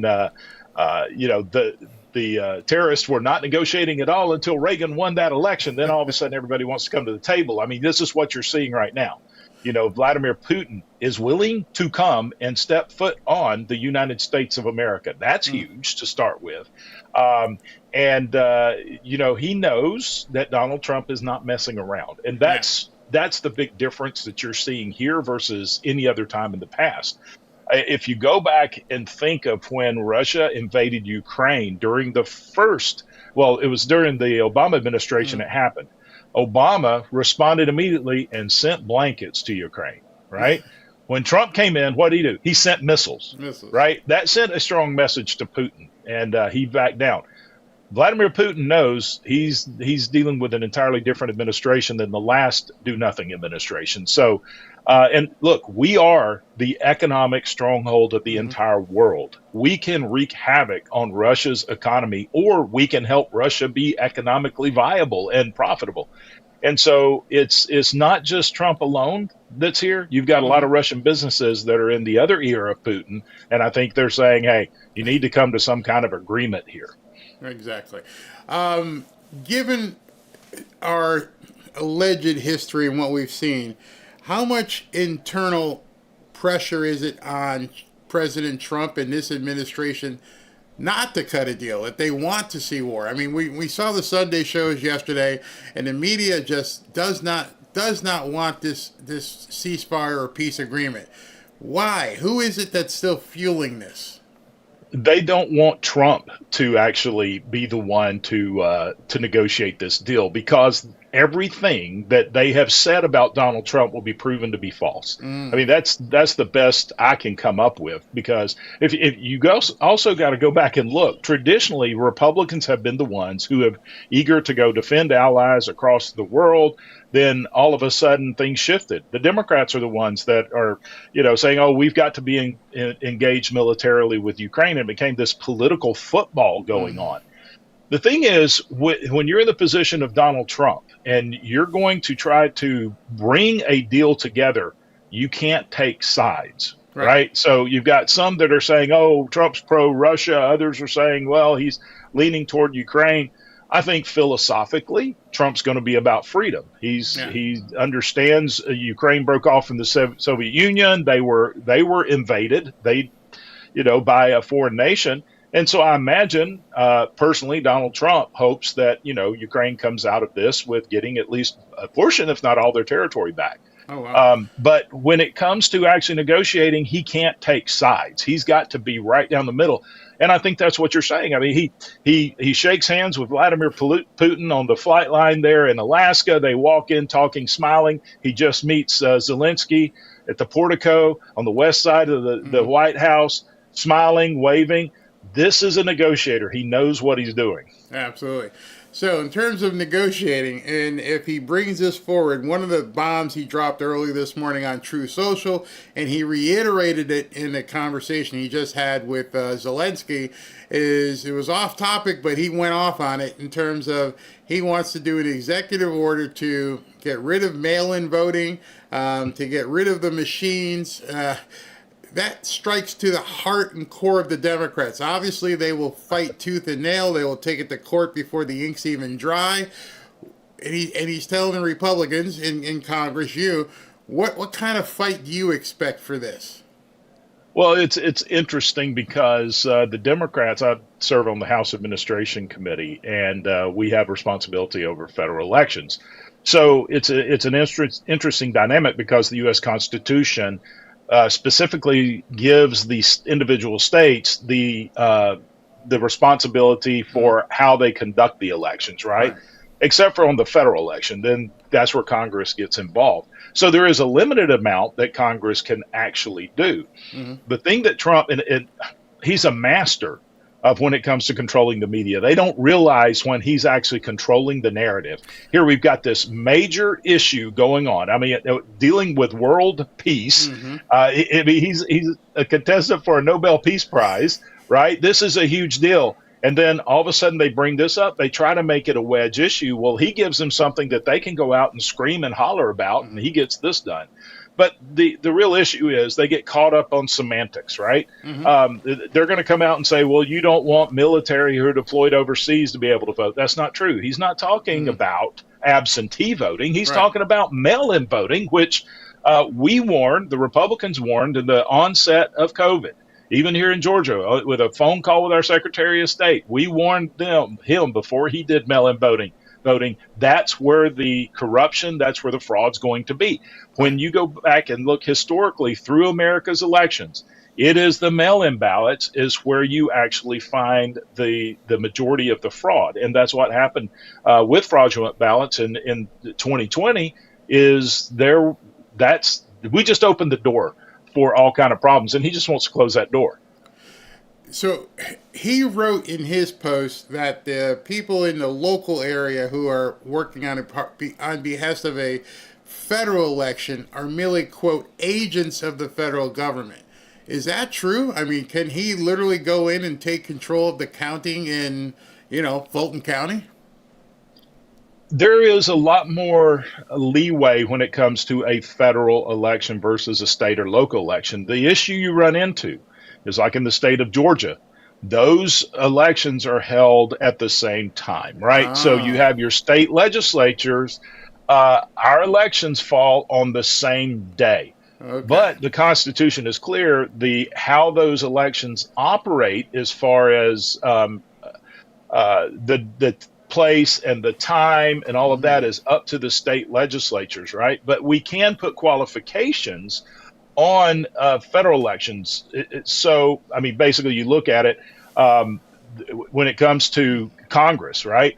Congress actually has the final say in who actually gets certified to come to Congress, right? The state will come out, and the Secretary of State will say, so-and-so actually won the election for the 11th District of Georgia. This is the certification where we counted the ballots. Well, if it's very close, and we've had this happen a few times in the last few years, is an election comes down to 6 votes, right? Mm-hmm. And so that's when you're going to see a battle in it, and it's actually going to be Congress that determines who the winner of that election is. So there is some leeway we have. Now, as far as who's working in the election, there's a fine line there. Okay. We do have poll watchers that Congress actually sends to oversee our own elections. So in that aspect, the president is exactly right. I've actually participated in training these poll watchers who they are actually there on behalf of the United States Congress. The Democrats can send some, Republicans can send some, but they're there to oversee, to make sure that at least the congressional elections are held openly and honestly. So you do have local poll workers, which are usually from the state party or local party, but you also have these federal poll watchers that are actually sent there by Congress. Wow. So with everything that's going on in Texas, and I understand you're a U.S. House representative, not a state representative, but I'm sure you talk to many people in the House representatives back home where you are right now. Right. Are you going to be seeing any sort of redistricting plans in Georgia? I don't think so. I served in the state legislature for I think 9 years total in the House and the Senate here, and we are very our redistricting, of course, is dictated by the Constitution, but is controlled by state law. What Texas is doing is because their law allows for this redistricting because of the significant shift in population that they have had even since the census. So their law allows them, and in some cases may even require them, to revisit this, because you have several federal laws you have to be in compliance with, right? And some of those is the Equal Voting Act. I can't remember the exact name, but that you have to make sure that minority populations are as equally represented. Under the current maps, that isn't, because of the influx of many Hispanics and from other groups from other states moving to Texas. Look, people are fleeing the left coast, especially California, and they're looking for freedom, going to places like Texas and Georgia and Florida. So there is a significant shift, greater than what we normally see in a time period. So that's the big difference. I don't think that Georgia, we don't have that need at this point for redistricting right now, and our current maps are pretty well representational of the population. So being in Georgia, it's been very quiet on the Fanny Willis front. Any news? What the heck is going on there? Well, we're looking deeper into that. You may be somewhat aware of what's been happening with me. I led the investigation into January 6th in the previous Congress, and it's been somewhat slow standing that committee back up. But with working with the president, who has definitely wanted it, and the Speaker of the House, that committee is being stood back up as we speak right now. In the first week of September, I'll be back in the chair. We're already working with the administration. I can tell you this, that there is evidence that there was more collusion going on between the Department of Justice, Fanny Willis, and other states, not just regarding the Trump, the charges that they were trying to bring up against Donald Trump, but also these alternate electors and how they were going after them. And so I believe you're going to see a whole lot more coming out about that. I haven't received all of that information yet, because I can't officially get it until we stand up the committee, which should be the first week in September. But have transitioned some of my own staff to work part-time with judiciary.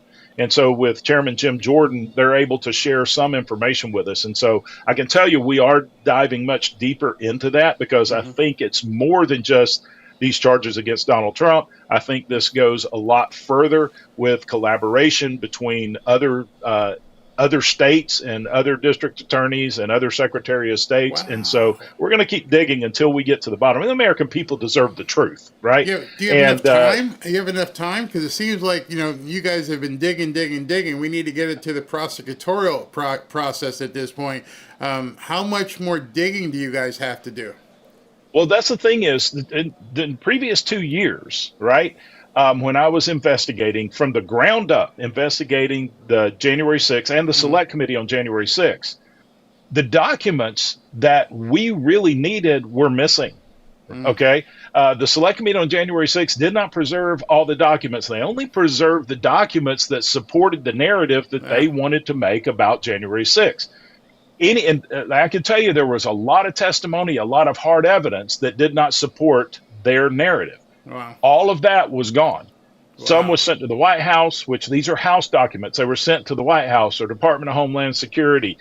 We spent most of our time tracking down and uncovering documents that were deleted. I hired a forensic company to go through the hard drives, and they recovered some documents.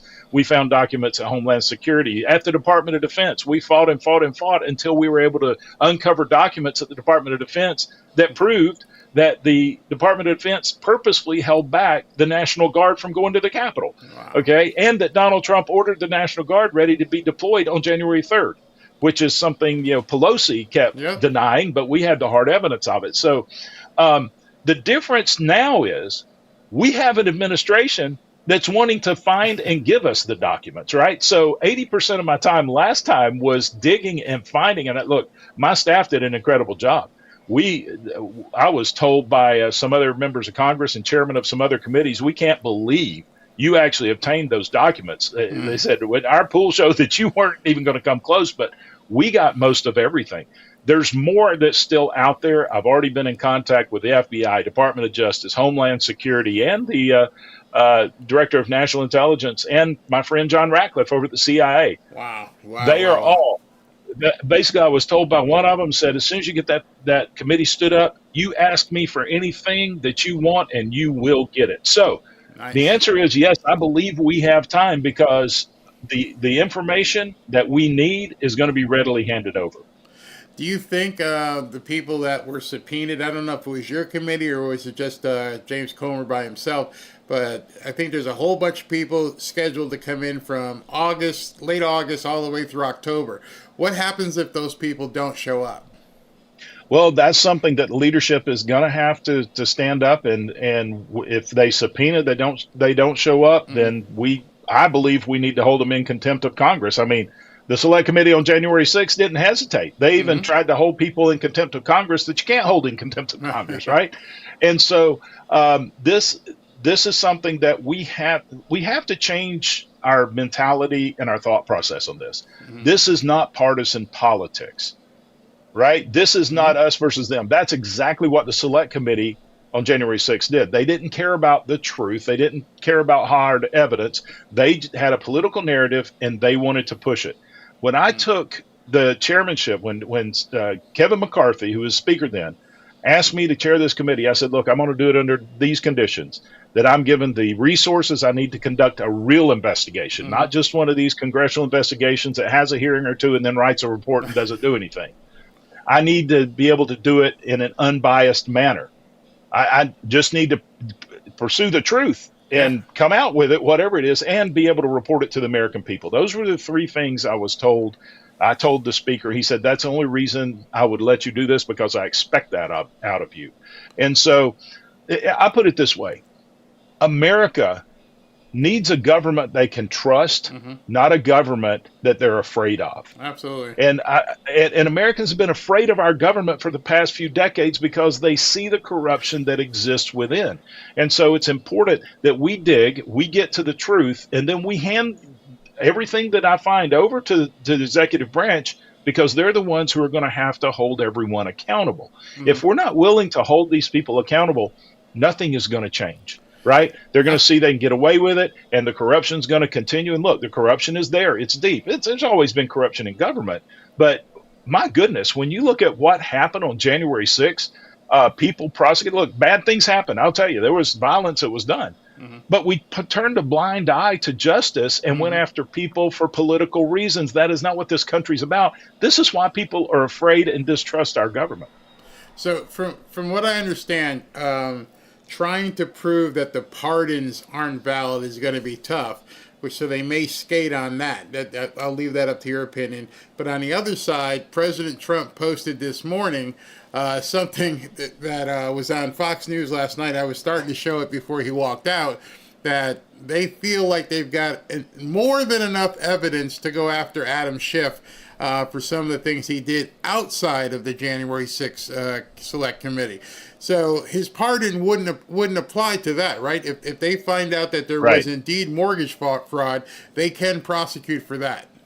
Right. So the pardons were general, but specifically toward the investigation of January 6th. So outside of that, or anything that they commit going forward. And this is something to keep in mind. And this is one of the things I have been emphasizing to our leadership. The pardon doesn't prevent us from calling in any of these people and asking them questions, right? Right? They should be willing to come because they can't be prosecuted for these things, right? We should still be calling these people in and asking them questions, because if they will not come and we end up subpoenaing them to come, then they're in contempt of Congress, which is not covered by these pardons, right? And so I think there is a lot still to be learned. You take advantage of the pardon if it turns out that they can't overturn these pardons, and also you need to understand something. Also, look at who wasn't pardoned in all this. Cassidy Hutchinson was not pardoned, right? And I can go into why I believe that was, but basically.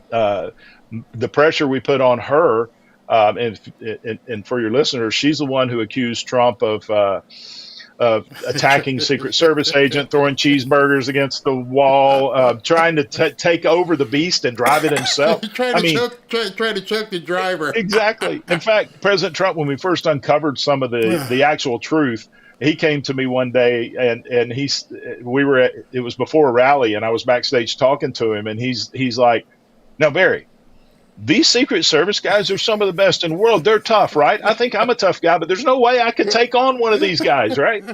And the respect that he has for military and Secret Service, he would have never done that. And this is one thing that the media would never really report. Even when we were releasing information from our investigation, I would refer to Cassidy Hutchinson's testimony as the REO Speedwagon testimony.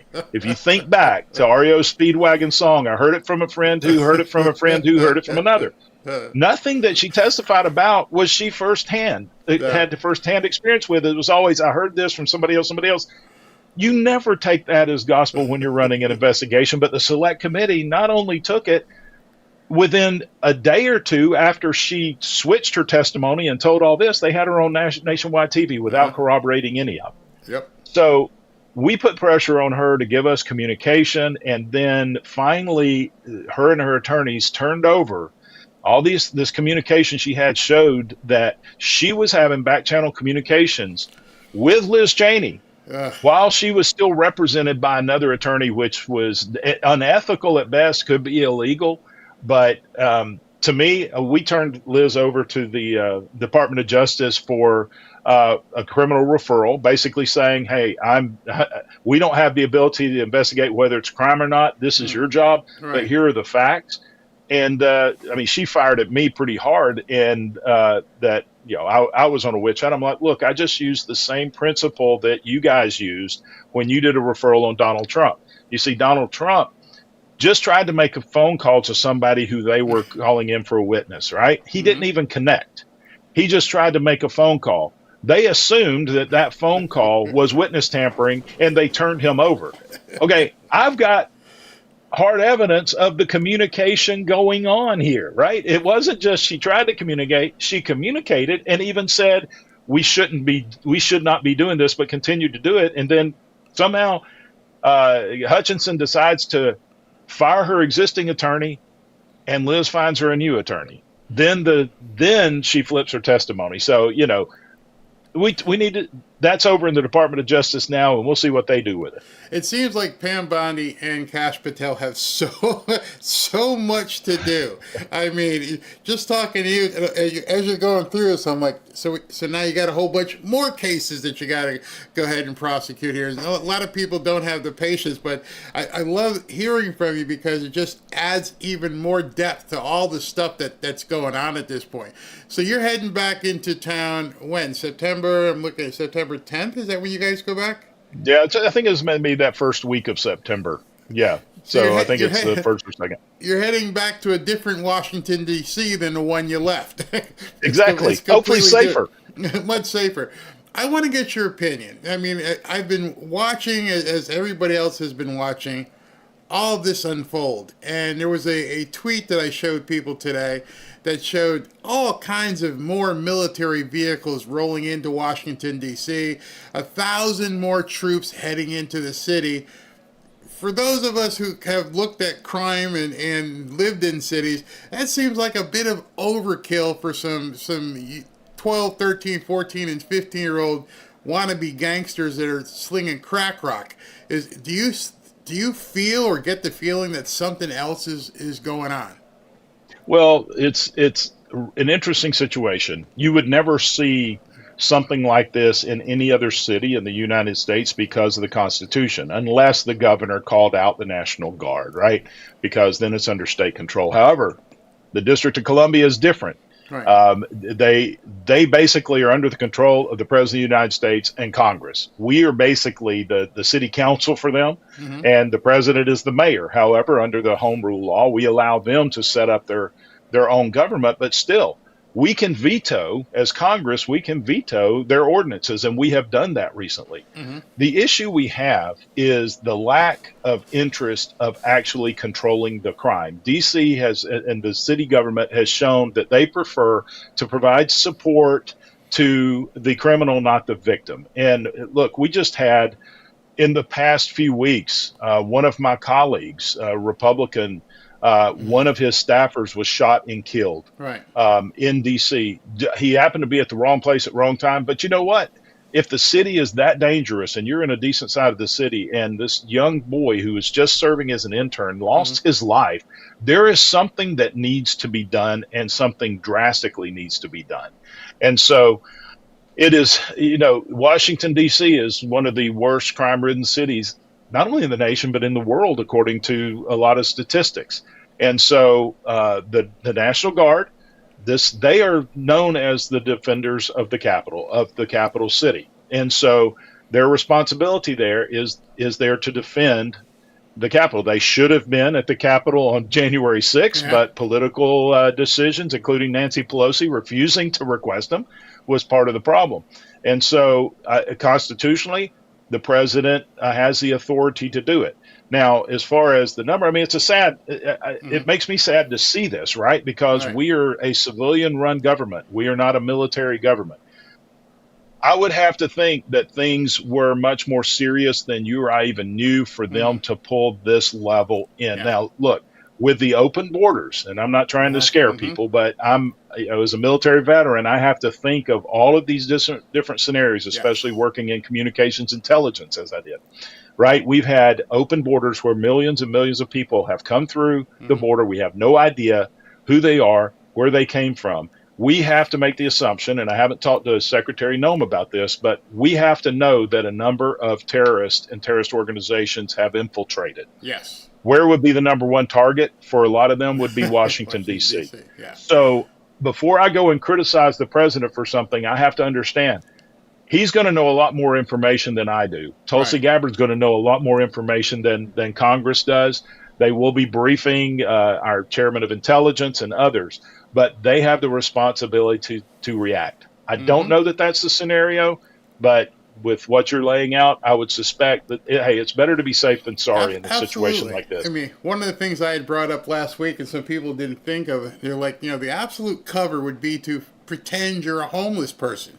If people are allowed to camp out all around the city and nobody's watching them, if you're a bad guy, that would be like the best cover in the world. You can just pitch a tent, dig a hole and bury grenades or whatever, and nobody would ever know because nobody bothers you. It's not like the code enforcement coming out to your house. You pitched the tent and you basically claimed real estate right there.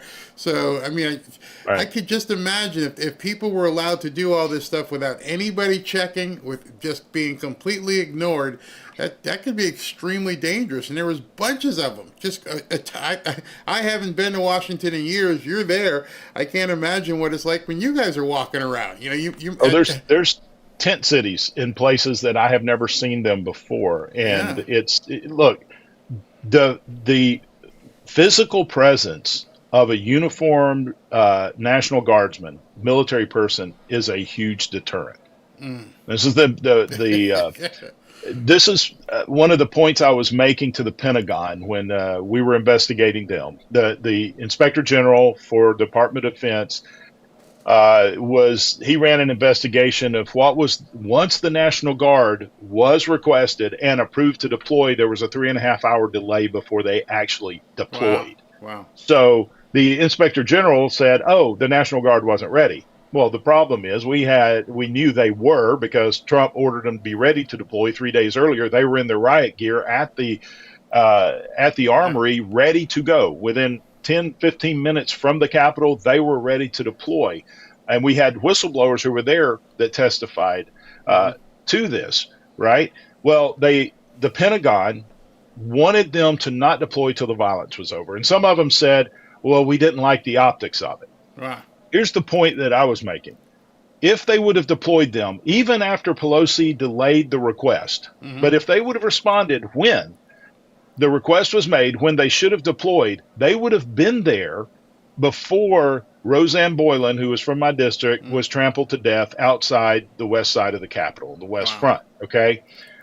They could have saved her life, because I can guarantee you this. When you see troops in camo and riot gear offloading buses and going around the Capitol, people are going to disperse, right? Absolutely. They just saw the cavalry coming in. And you would have seen an end to that at that moment. But the Pentagon, for political reasons, decided to delay that. I think the same thing is happening here. Trump ordered them to get ready, and he's putting them out there now. And just the fact that they're there could be a huge crime deterrent, especially if you have foreign actors. Absolutely. So something that's become quite, and I got two more questions for you. Something that's become quite in the news lately, a lot of people are looking at it kind of side-eye. Many people didn't know about the intricate tunnels under Washington and underneath the Capitol and the Smithsonian. Right. Have you been in these tunnels? You understand what are they for? And could bad actors have gotten into these tunnels? Well, we have a tunnel system under Capitol Hill, okay? And it connects the House office buildings and Senate office buildings with the Capitol, with the Library of Congress, the two buildings of the Library of Congress that are right by the Capitol. And so this tunnel system, I mean, it's not a hidden secret. It's known. It's allows, because if you think about it, the Capitol sits between Constitution and Independence Avenues, right? Heavily traveled thoroughfares. So every time a vote was called and you're leaving the office buildings, you would have to cross the street, which some people do. So these tunnels allow us to go underneath without impeding traffic, but also on these days that it's 100 degrees outside and high humidity, you can stay in the air conditioner. And there's several days that there's a high security risk, especially when you have a lot of the pro-Palestinian protesters out there, most of them paid. Some of them can get pretty violent. It allows us a little more freedom of movement. There were accusations made falsely by the Select Committee on January 6th that some of the protesters came in to scope out the tunnel systems beforehand to figure out how you get to the Capitol. It's hogwash, because there are signs everywhere pointing where the tunnel systems are to get to and from the Capitol. So those are pretty well known. The ones that are in Smithsonian, I know that there's storage areas in the basement of the Smithsonian's. I've asked about tunnel systems mainly because of the movies. Was it Night at the Museum 2? Yeah. Where they use the tunnel systems. I would not doubt that there are tunnel systems connecting some of the buildings, but I do know they have a lot of underground storage there. And I mean, there's been talk about definitely tunnel systems around the White House. Right. A lot of those are also used as in the past, bomb shelters or bunkers in the case of an attack, because they are underground. I do know they exist, and at least on Capitol Hill, they are used for moving personnel, and even Capitol Police use them quite extensively to move around about the entire complex. So you can get from the House to the Senate to the Library of Congress all through a tunnel system with without seeing the light of day. But can the bad guys get there? Or are they secure? No. So when I first came to Congress, there was a heavier level of security around the Capitol building itself than the House office buildings. So if you got into the House office building, you still had to go through another layer of security to get to the Capitol. All right. But since I've been there, that security perimeter has been expanded to where the same protocols to get in the Capitol are now to get into the House and the Senate office buildings. All right. Okay. So it is much harder for you to get in. Now, there is additional security still at the entrance to the tunnels going through. So, for instance, we've closed a lot of the entrances from parking decks. Right, that used to be staff couldn't use. Now everyone has to go through a security checkpoint to get in the House office buildings. The only way that you can get to the Capitol is if you have a valid staff ID, you have a member of Congress with the pin that identifies a member of Congress, or you're escorted by a staff member. So there is still additional security. So it is much more difficult for someone to get into the Capitol still than the House office buildings. But it's even more difficult to get in the House office buildings now than it was in 2017, 2018. Okay. Last question for you. You spend a lot of time here, but this question might be the toughest one for you. What's going on with the dogs this year? we're heading into football season. How much longer are you going to give Kirby? What's going on up there? Well, Georgia is one of these that has little tolerance for coaches that don't take you into the national championship. But I have to go back and look. Hey, Kirby took us there. Yeah. We've had a good run, and there are rebuilding years. I think I'm hoping for the best this year. Of course, I was hoping for the best with the Braves, and we've struggled a little bit this year. I was able to go to a game last weekend. Took two of my grandsons, and they loved it.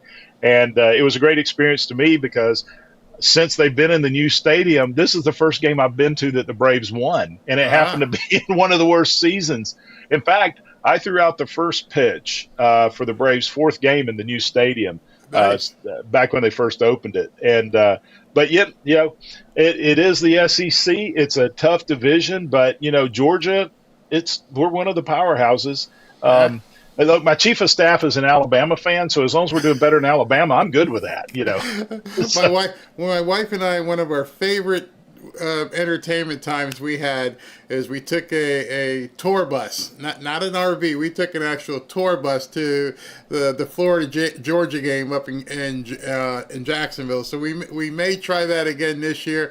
If you come down for it, we'd love to have you because it was just so much fun. If people probably like, what are you talking about, Florida Georgia game? People probably don't understand it, but it is an unbelievable beyond the tailgate. Do you go to that game, the Florida game? When I was in state legislature, we always got tickets to go to the games there. I haven't been able to go since I've been in Congress just because of the timing. Yeah. However, I did one year plan on going. I forgot what happened. I think it was maybe a hurricane came through or something. But Jeff Landry, who's the governor of Louisiana, have been in Congress. He's a good friend of mine. I went alligator hunting out in Louisiana with him, and my son and I got an 8-foot alligator. So we brought alligator meat back home, and I was going to go tailgate, and we were going to have hot dogs and gators. All right, dogs and gators at the game, and that was the year I think the hurricane came through, and we weren't able to do it. But I'm hoping to get down there. I'm going to be in the Orlando area this weekend. I'm speaking at a conference, and then we're trying to get down throughout Florida. I had a book come out on July the 4th about Providence in America's history. Okay. And so we're trying to schedule some book signings and some releases. Look, we're going into the 250th year of our country, the Right. constitutional republic. No other nation has lasted that long with this type of government. Yeah. And the question on a lot of people's minds is, how much longer can we go? Because we've exceeded what anybody ever thought. Exactly. And to me, you have to go back and look at what sustained us for the first 250 years. And if we can repeat that, we can go forward. And so this is one of the first books that has been written on the providence, God's providence and hand through our nation from the Revolution all the way up to the 20th century. There's a lot that have books on during the Revolutionary period, especially George Washington and Benjamin Franklin spoke about acts of providence during our war for independence. But anyhow, I'm hoping to get down there. The book is it's called And Then They Prayed. Okay. And Then They Prayed. It's Amazon, Barnes and Nobles. You can just look it up. It's the title is The End of a Thought that really was inspired by George Patton when he called for prayer in the Third Army for good battle for weather, or good weather for battle at the beginning of the Battle of the Bulge. And as he was teaching his chaplain about the power of prayer, he basically said there's three things that help man achieve what he needs to achieve: planning, working, and prayer. Wow. And so they would plan their battles, they would train for it, that was the working, and then they prayed, which he said was the difference between victory and defeat. Wow. And so and then they prayed. Well, if you're heading down to Orlando, if you make it down to South Florida, I'm in Boca, so tell Ashley or have your staff tell Ashley I'd love to come out to your book signing. Okay, yeah, as soon as we get all these scheduled, we'll make sure that happens. All right. Thank you very much for your time. Stay safe, especially when you head up to Washington. All right. Thank you, Barry. I appreciate it. Thank you very much. Well, that was nice, man. He took a lot of time out of his day to talk to us about all these things. I hope you guys got some serious insight into things. The Select J6 committee, all the craziness that they did. And in addition to hearing the tunnel work and understanding what's going on with his committee now, working against to try and figure out what's going on with Fanny Willis and all that stuff. Whew, awesome. Absolutely awesome. Love talking to people like that. Love to get that kind of information and ongoing. Hope you enjoyed it as well, because it's really interesting. And I do hope we get to hook up at a book signing down here when he makes it down here to South Florida, if he makes it down here to South Florida. All right, real quick here before we get some comments, we're just for time perspective, we are waiting now on another, looks like they're going to be taking a photo op before the 3 o'clock event. So we're going to get to that. For those of you like me who are turning 65, actually I turned 65, this is important. My Medicare advisors at Chapter are helping people out through the Medicare mess and helping people save thousands of dollars. I've turned 65 and I was getting bombarded with calls and ads, and you're probably going to get bombarded with calls and ads as you begin to get towards the 65 number. It can be quite overwhelming. On top of that, I didn't know who to trust. There are a lot of scams and selfish agents out there. They push you into plans that make them more money and not necessarily what you need. All my worries went away when I spoke to the advisors at Chapter. And I do mean that. They didn't have to worry about anything. Some of the people here in the chat have called Chapter. These guys are the real deal. They start by understanding your needs. Then they compare every plan to find one that saves you the most. On average, they can save people $1,100 or more. Or conversely, if you're in a position where it's not just something you're looking to save money, but you'd like a plan that's more of a Cadillac nature, they can help you with that as well. They're totally honest and independent, which can't be said about everyone in Medicare. With one short and simple phone call, you can feel confident in your Medicare coverage. There's no pressure, no nonsense, just clear, unbiased guidance, and it's completely free. The phone call is free for the Fanfare community. Don't take chances with your health or your wallet. Get your free, no obligation Medicare advice from my friends at Chapter by calling 475 328-3545. Call them today. You won't regret it. In fact, most people wish they'd called sooner. All right, so we're still waiting on the next thing to happen here. Excuse me. I'm going to take some comments here in 1 second because I've got to get the company I get the feeds from. They have one feed that does this and another feed that does that. I just have to make sure the feeds are set, and we're going to come back and take comments. Give me like 60 seconds.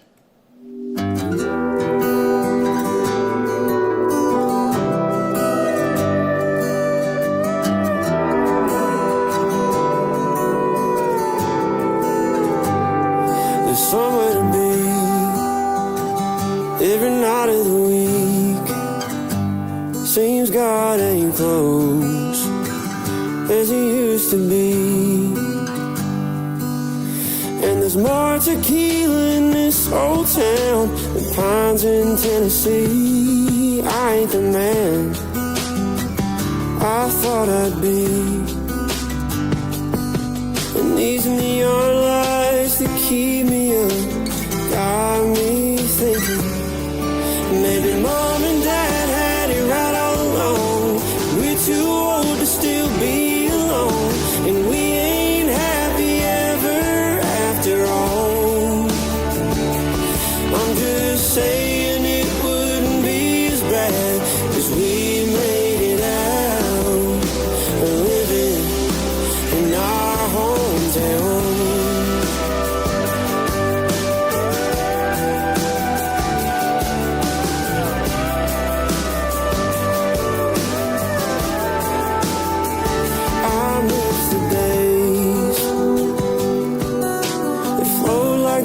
Mississippi, you find a girl and get married before you're 20. But I've been running like a southbound train, as fast as a northern summer with no one to love. And it's making me wonder if maybe mom and dad had it right all along, and we're too old to still be alone.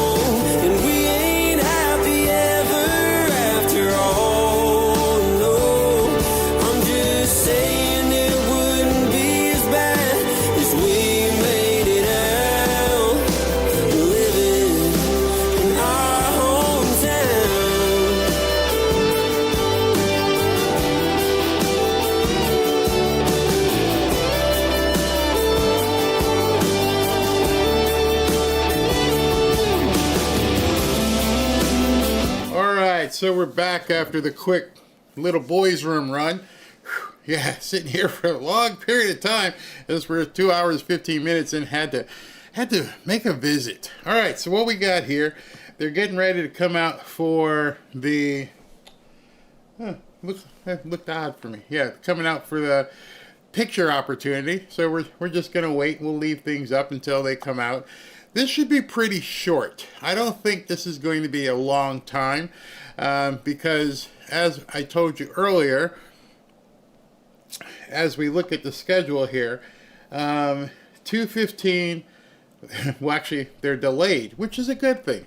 Let them go ahead and go through their meetings. Go do your meetings and then come out. So 2:15, I was worried I wasn't going to get through Congressman Louderdermilk because I thought they were going to walk out at 2:15, but they are, at this point, 25 minutes late for their photo op, and then they're supposed to come out at 3 o'clock for the next press conference thingy, but they're probably not going to make that since they're already 25 minutes behind here. So, that regards, I'm looking, I'm watching, making sure that we're on it when they do indeed come out.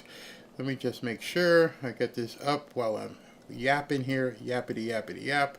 All right, so yes, I can see it. All right, so let's take some comments. Where we are. Did everything come out there? No, not that way. Does anyone know if you can portray no time? That's why. Happy birthday, Bear. Hate to say you get just as many phone calls after you reach 65. I'm 75, and my phone rings off the hook with those idiots. Oof. I don't even know how they got my number. I don't even know how anything. They even text you. And I'm like, dude, I don't even know who the hell you are. Go away. And just kind of just beat them up.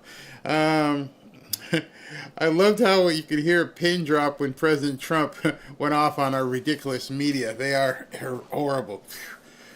Yeah, exactly. Amy, yes, I'm glad you guys liked Mr. Reverend Barry Loudermilk, because he was just, call it your charm, Southern charm, whatever. But he probably would have spent another half hour if we just kept talking. And I mentioned, some of you guys probably don't know. Just wanted to let you know, if you've never been to, and I'm sure there's other big rivalry games around the country as we get ready and get close to football season. But if you've never been to a Florida-Georgia game, I come from Connecticut. It reminds me a lot of the Yale-Harvard game, except there's actually good football too. So it's not just Yale and Harvard, but it's Florida-Georgia. And it's got a different flair to it, the Southern flair. It's been called, they're trying to get away from it. They don't want people talking about it anymore in this way. They just want to refer to it as, the border game, Florida-Georgia. But it has been known as the world's biggest cocktail party. And let me just give you, we got a couple seconds amongst friends here, about this event. The Florida-Georgia game, the biggest cocktail party in the world, is 100 or 200,000 people who show up for literally like 3, 4, 5 days before the football game. They start rolling in there like Monday and Tuesday.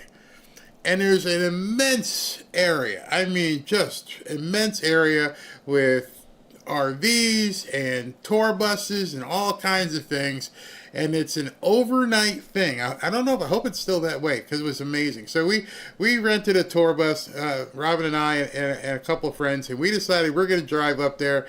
And it's usually when you go someplace like that, the journey is better than the destination, and that's how we thought, driving up from Fort Lauderdale. It could take 6 hours to get to Jacksonville on this giant tour bus. And we show up and we get our space. We're like, okay, we're here. Now what? And so we just stayed there. And then all of a sudden, throughout the day, because we got there early, like 1 o'clock, we're just watching just constant people fill in. And then once people filled in, it became like a little city. And there were tour buses and RVs all over the place. And then when night fell, it turned into a party, because everybody opened up their doors and put their awnings out, and they barbecued, like he was talking about, hot dogs and gators, dogs and gators. And everybody just, until probably 2 o'clock in the morning, you could just walk through this city of RVs. And depending on what team you were, if you were in blue, you were a gator. If you were in red, you were a dog. But it wasn't that kind of rivalry. It was like, come on over, have a drink. I don't drink. Come on over, have a soda. All right, I'll come over and eat, and eat, and eat, and go. It's amazing. And so if you ever get a chance to go to the Florida-Georgia game, even if you're not a Florida fan or a Georgia fan, I encourage you. It's awesome. Somebody said the Red River Rumble. Is that Texas and Texas Tech? Texas and Texas Tech, or is that Texas and Texas A&M? Whoa, what is this? They just cut to some big door. Looks like something out of The Shining. I don't know what the hell that is.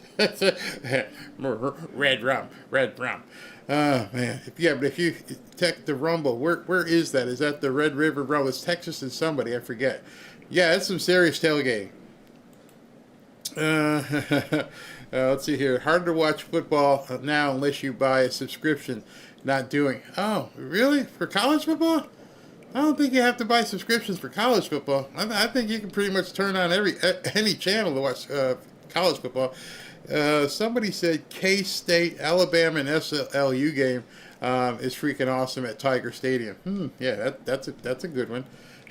You can gain. Somebody goes, you can gain like 10 pounds at a tailgate game.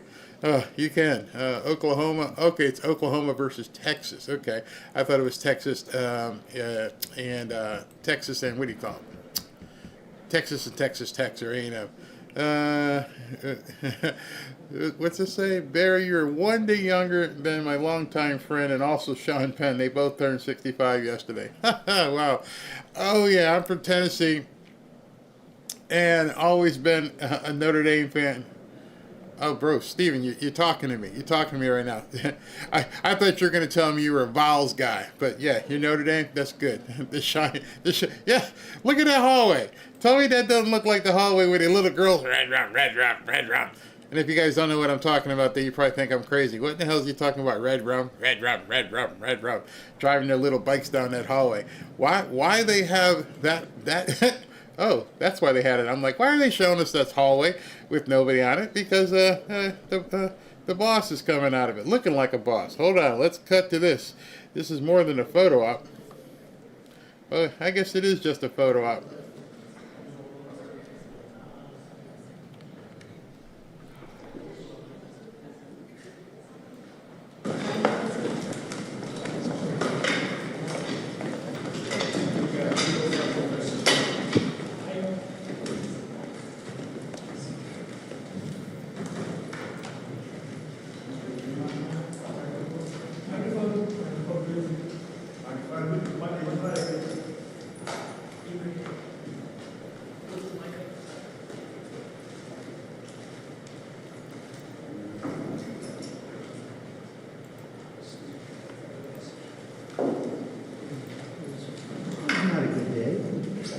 Not a great day.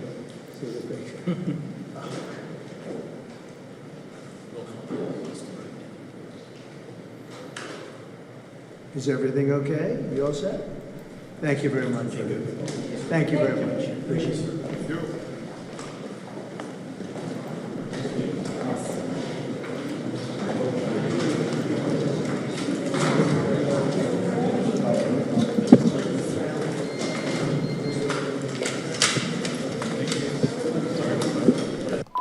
All right, so that was brief to the point. It actually was a photo op. That's all it was.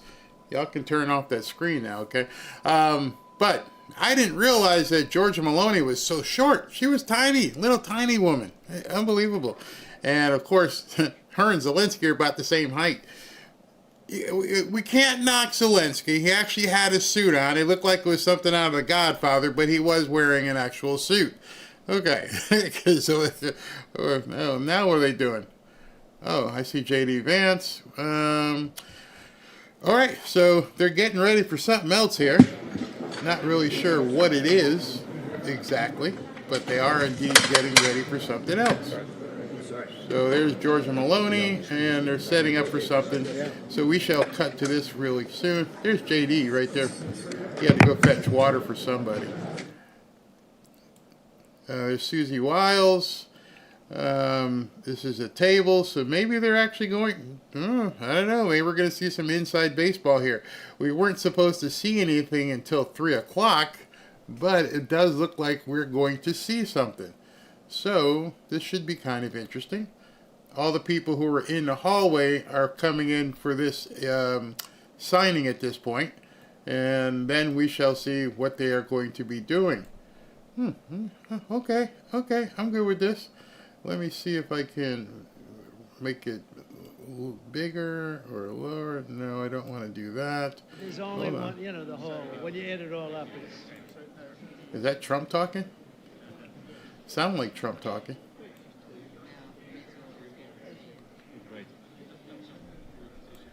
Whatever.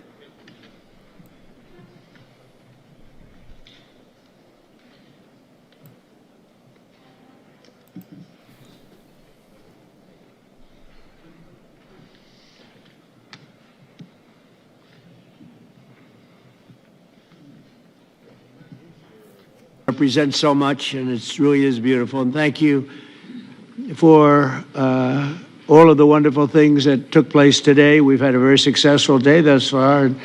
Important discussions as we work to end the killing and stop the war in Ukraine. We're all working for the same goal, very simple goal. We want to stop the killing, get this settled, I've just had the honor of being with President Zelensky and all of the discussions that we've had. We covered a lot of territory, and I spoke indirectly with President Putin today. We're going to call President Putin right after this meeting.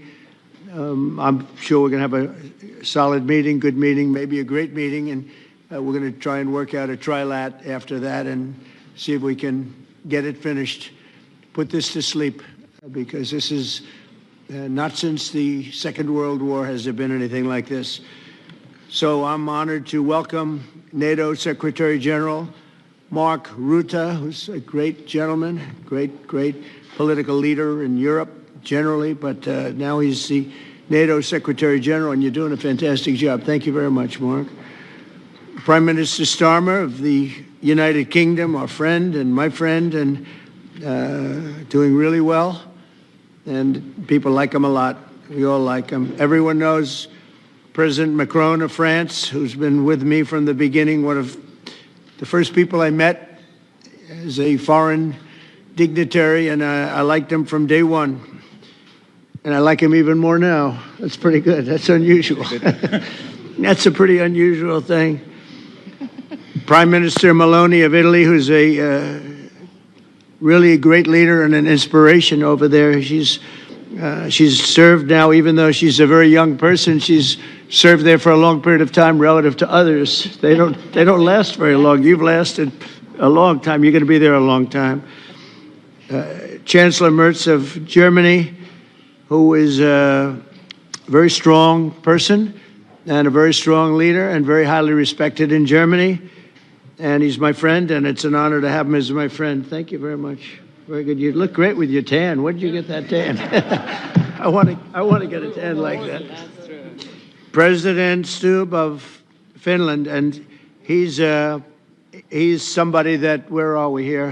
Where? Oh, you look better than I've ever seen you look. But you've done a great job, and we wanted to have you here because you're somebody that we all respect.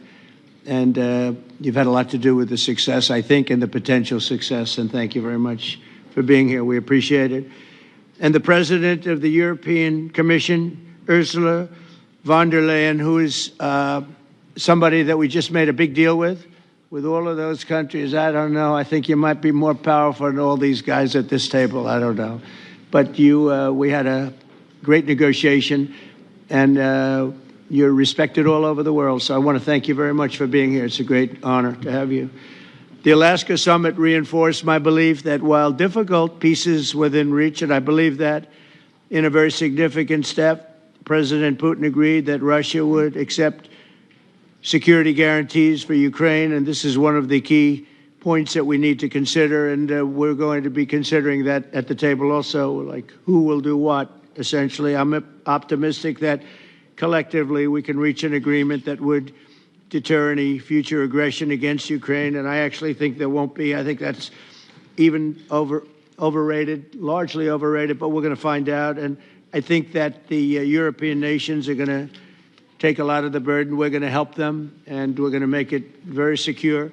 We also need to discuss the possible exchanges of territory, taking into consideration the current line of contact. That means the war zone, the war lines that are pretty obvious, very sad, actually, to look at them. And negotiating positions. President Putin, also, you have President of Ukraine, who is, you just met a little while ago, and we're going to try and get a three-party meeting, maybe as soon as we can. And I have a feeling you and President Putin are going to work something out. Ultimately, this is a decision that can only be made by President Zelensky and by the people of Ukraine working also together in agreement with President Putin. And I just think that's very good things are going to come of it. So I hope we have a good meeting. And if we can have a good meeting, I'll set up a meeting with President Putin.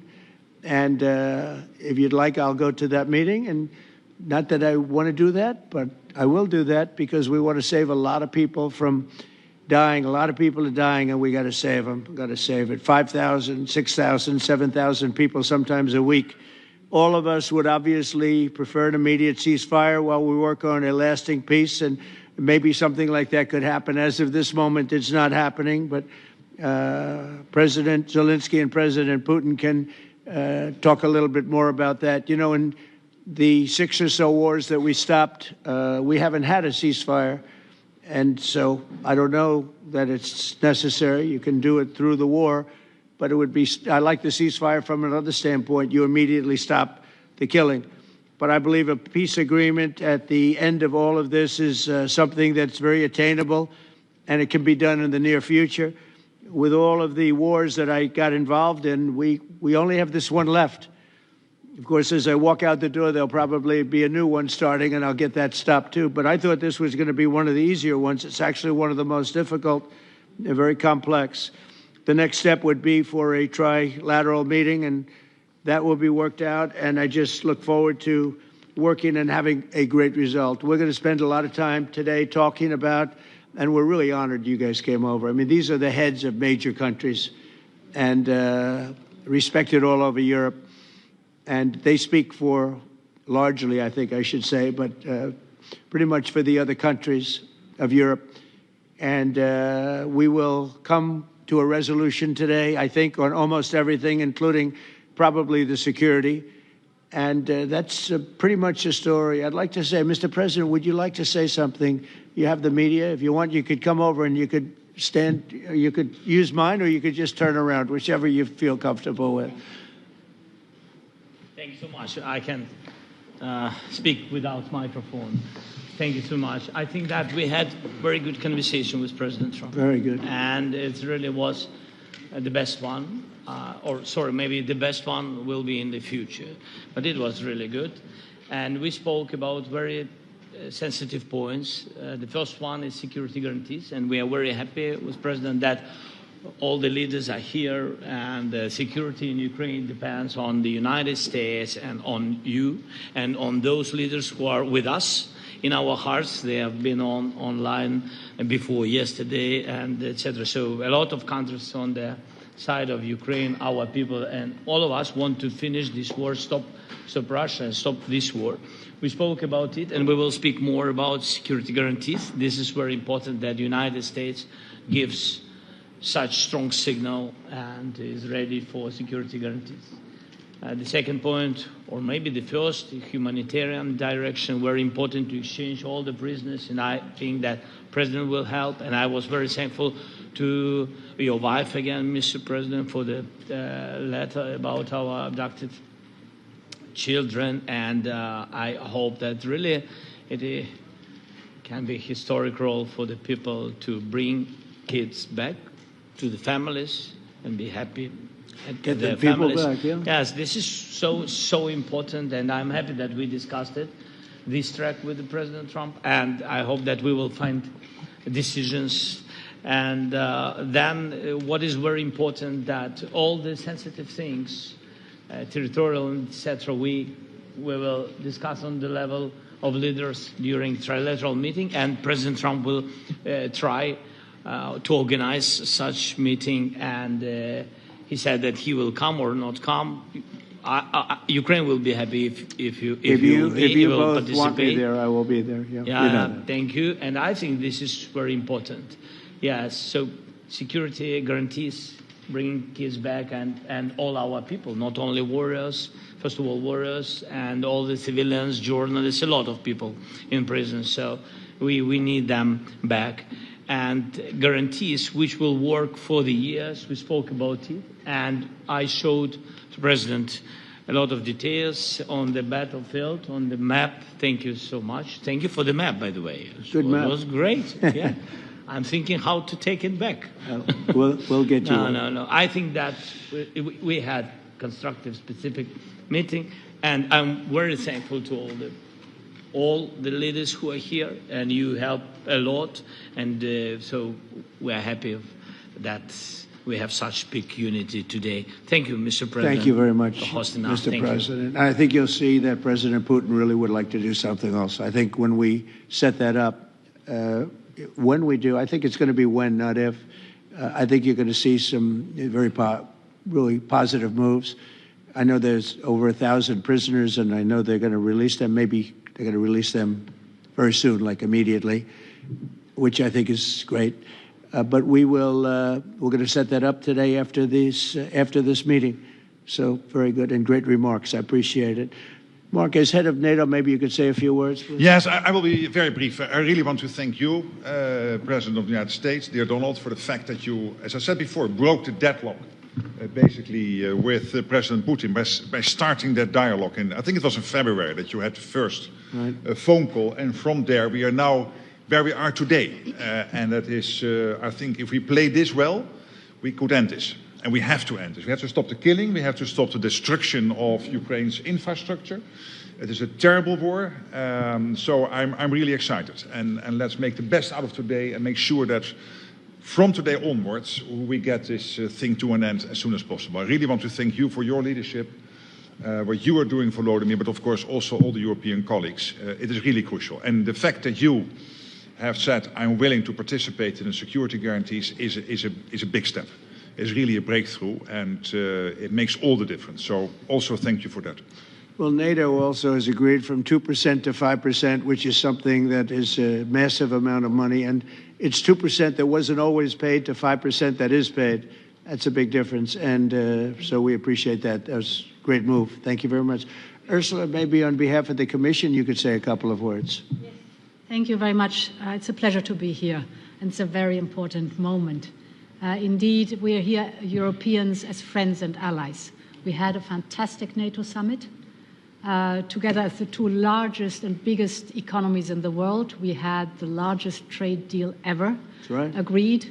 And now we are here to work together with you on a just and lasting peace for Ukraine. Stop the killing. This is really our common interest, stop the killing. And indeed, it's very good to hear that we're working on the security guarantees, Article 5 lies security guarantees, so important. But I want to thank you also that you mentioned the thousands of Ukrainian children that have been abducted. And as a mother and grandmother, every single child has to go back to its family. This should be one of our main priorities also in these negotiations, to make sure that the children come back to Ukraine, to their families. Thank you. And we did. I was just thinking we're here for a different reason, but we just a couple of weeks ago made the largest trade deal in history. So that's a big thing, and congratulations. That's great. Thank you very much, Ursula. Mr. Chancellor from Germany, a very great leader. Mr. President, Please. dear Donald, many thanks for having us today. I think this is extremely helpful that we are meeting and hearing that the two of you are having such a good meeting today here in Washington. The next steps ahead are the more complicated ones now. The path is open. You opened it last Friday. But now the way is open for complicated negotiations. And to be honest, we all would like to see a ceasefire, the latest from the next meeting on. I can't imagine that the next meeting would take place without a ceasefire. So let's work on that, and let's try to put pressure on Russia, because the credibility of these efforts we are undertaking today are depending on at least a ceasefire from the beginning of the serious negotiations from next step on. So I would like to emphasize this aspect and would like to see a ceasefire from the next meeting, which should be a trilateral meeting wherever it takes place. Well, we're going to let the president go over and talk to the president, and we'll see how that works out, and if we can do that. I will say, and again I say it, in the 6 wars that I've settled, I haven't had a ceasefire. We just got into negotiations, and one of the wars was, as you know, in the Congo was 31 years long.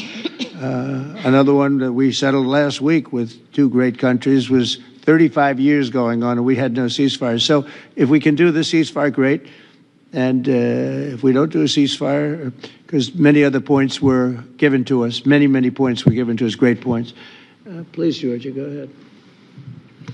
Well, thank you very much, Donald, Mr. President, for hosting us today in this important meeting. And I think it is an important day, a new phase, after 3 years and a half that we didn't see any kind of sign from the Russian side that there was a willing for dialogue. So something is changing, something has changed, thanks to you, thanks also to the stalling in the battlefield, which was achieved with the bravery of Ukrainians and with the unity that we all provided to Ukraine. And the reason why I mention it is that we also have to remind that if we want to reach peace and if we want to guarantee justice, we have to do it united. So that's why it's a very good day, the one we are in. You can obviously count on Italy as it was from the beginning. We are on the side of Ukraine, and we do absolutely support your efforts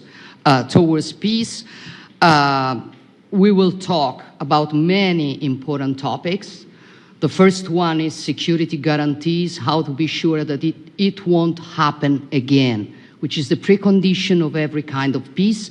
I'm happy that we will discuss about that. I'm happy that we will begin from a proposal, which is the, let's say, Article 5 model, which was Italian at the beginning. So we are always ready to bring our proposals for peace, for dialogue. It's something we have to build together to guarantee peace and to defend the security of our nation. So thank you, Mr. President, for hosting us. Thank you very much. Emmanuel? Thank you, Mr. President, for organizing this meeting and for your commitment. And everything was said, but I just have to say here, everybody around this table is in favor of peace. And we work very hard, and we've worked very hard during the past few years to have a peace which is a robust and long-standing peace. This is why the idea of a trilateral meeting is very important, because this is the only way to fix it. And by the way, I think as a follow-up, we would need probably a quadrilateral meeting, because when we speak about security guarantees, we speak about the whole security of the European continent. And this is why we are all united here with Ukraine on this matter. In order to organize such a trilateral meeting, your idea to ask for a truce or a ceasefire, at least to stop the killings, as we discuss, is a necessity. And we all support this idea. And in order to have such a long-standing peace for Ukraine and for the whole continent, we do need these security guarantees.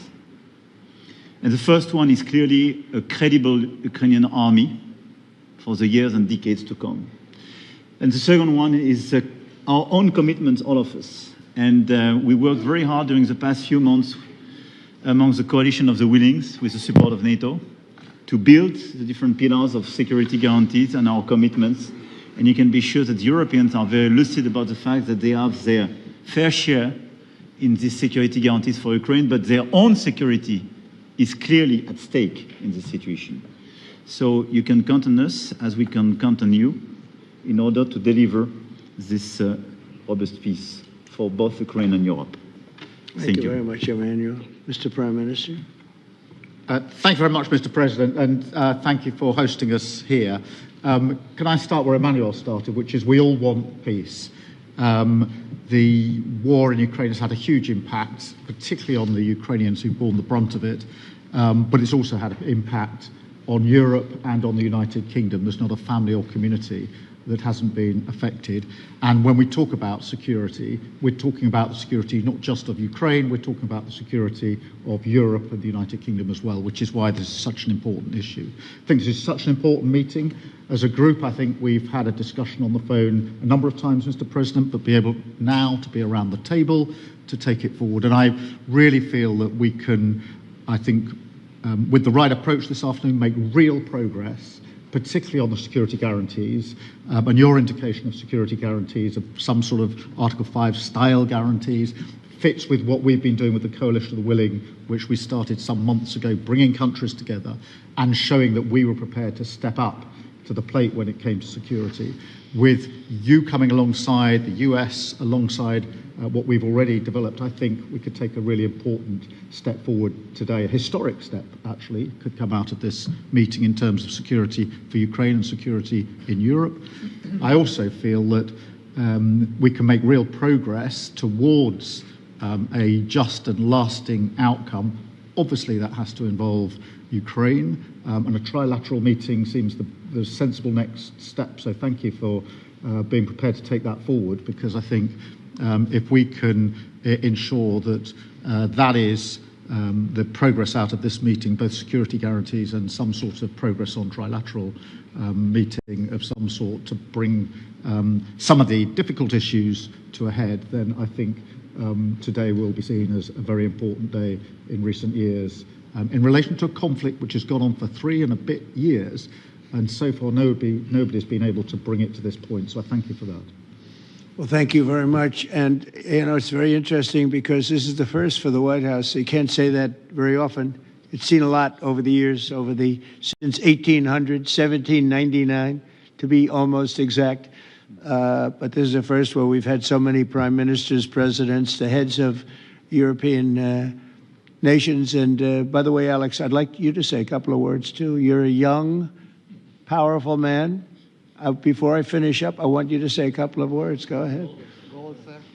I'll take the notion of youth back to my wife and try to convince her. Thank you very much, Mr. President. I think in the past 2 weeks, we've probably had more progress in ending this war than we have in the past 3.5 years. And I think the fact that we're around this table today is very much symbolic in the sense that it's Team Europe and Team United States helping Ukraine. And the progress that we're looking out of this meeting is about the security guarantees, which are a big part of this. And then, of course, moving towards a process with a trilateral meeting with you and President Putin and President Zelensky. Some of the international media might wonder, why is the President of Finland here? I think the reason is probably that we might come from a small country, but we have a long border with Russia, over 800 miles. And we, of course, have our own historical experience with Russia from World War II, the Winter War and the War of Continuation.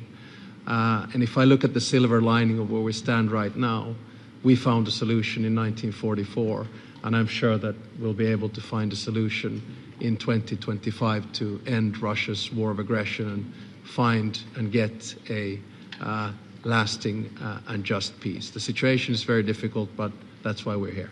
Thank you, Alex, very much. Good job. So we're going to be meeting for a while, and we're going to discuss some of the issues. And I don't think there's any issue that's overly complex. It's at a point now where people want to do things. I really do believe. I've known him for a long time. I've always had a great relationship with him. I think that President Putin wants to find an answer too. And we'll see. And in a certain period of time, not very far from now, a week or 2 weeks, we're going to know whether or not we're going to solve this, or is this horrible fighting going to continue. We'll do our best to get it ended. And I believe you have two willing parties, and usually that's good news, but two willing parties that want to make a deal. And we'll journey together, and we'll go over, and we'll see if it can be done. And it's possible it might not be able to be done. On the other hand, it's possible it will, and we're going to save thousands and thousands of lives a week. And so it's something we really have to do. And, or at least we have to give it our best. It's all you can do. You can give it your best. But I think we may have a very good outcome. So I want to thank you all, and the media, I want to thank you. We're going to be staying here for a little while. Then we're going to walk over to the Oval Office, and we're going to have another little discussion about similar matters. And then they're going to go home to their great countries and report. And I'm going to remain here and work, and you're going to go and work. We're all going to be working. We may be in a different location, but that's what we know how to do is work. But I want to thank the media. Has been actually very fair, generally speaking, very fair. I think it's important that they're fair because this is a very important. This is a very important. If you were a poker player, I know SV plays poker. I play poker. What would you think? So I just got the notification that further live coverage is expected. Well, I don't know if I'm going to be here because further live coverage Here, let me show you. That's the notification. The feed is letting me know that further live coverage is expected. So I don't know what's next. Whew, what a day! What a long day. But nonetheless, poker. A lot of poker faces. We don't really know what happened. We don't know who's saying what. I'm sure there's many of you are probably wondering what's happening at this point. I can't tell you. I don't know. Maybe by tonight when we get together at 7 o'clock, we'll figure out what's happening. But it's just very, very interesting. Very interesting. So we shall see. We shall see. Hey, before we get out of here, let me tell you again about Patriot Addict and what they're doing and how they're working with these knives for me. Because, where am I with this thing here? Okay, it's right here. You guys know you've seen the red knife quite a bit. The red knife is what they're doing with... We've showed you this many times. But I'm going to call it the new improved knife. The new improved knife is now the black knife. This is the signatory blade, just like the red knife. Pretty much the same functionality, same size, same weight, just a different color to it, like you can see here. But it's the same knife, has the same quick open action.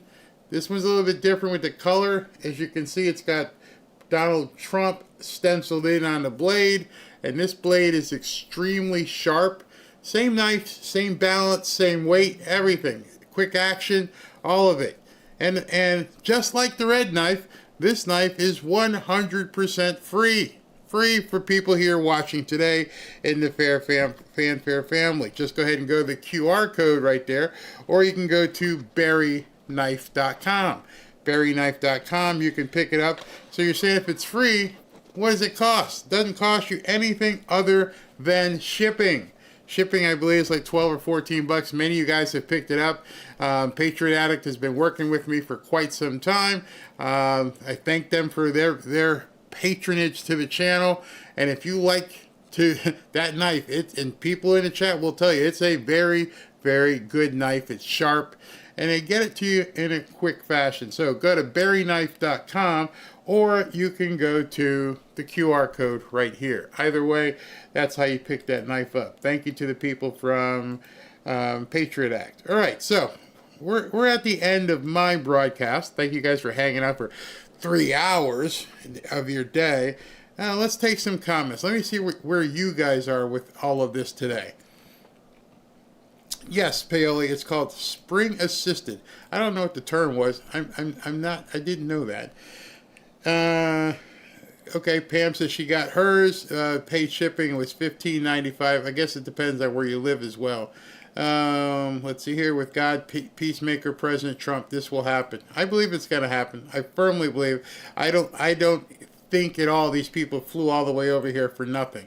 It's your long day. Go enjoy some wifey time. Oh, still I got the 10 o'clock. I mean 10 o'clock. The 7 o'clock show, the third show of the day. It's more a communistic radical Islamic ideology that is wanting to take over the world. Yep, I firmly believe that as well. Let's see. JD had his eyes on VZ, Vladimir Zelensky. Yes, he was looking at him. So what was the final with the weasel?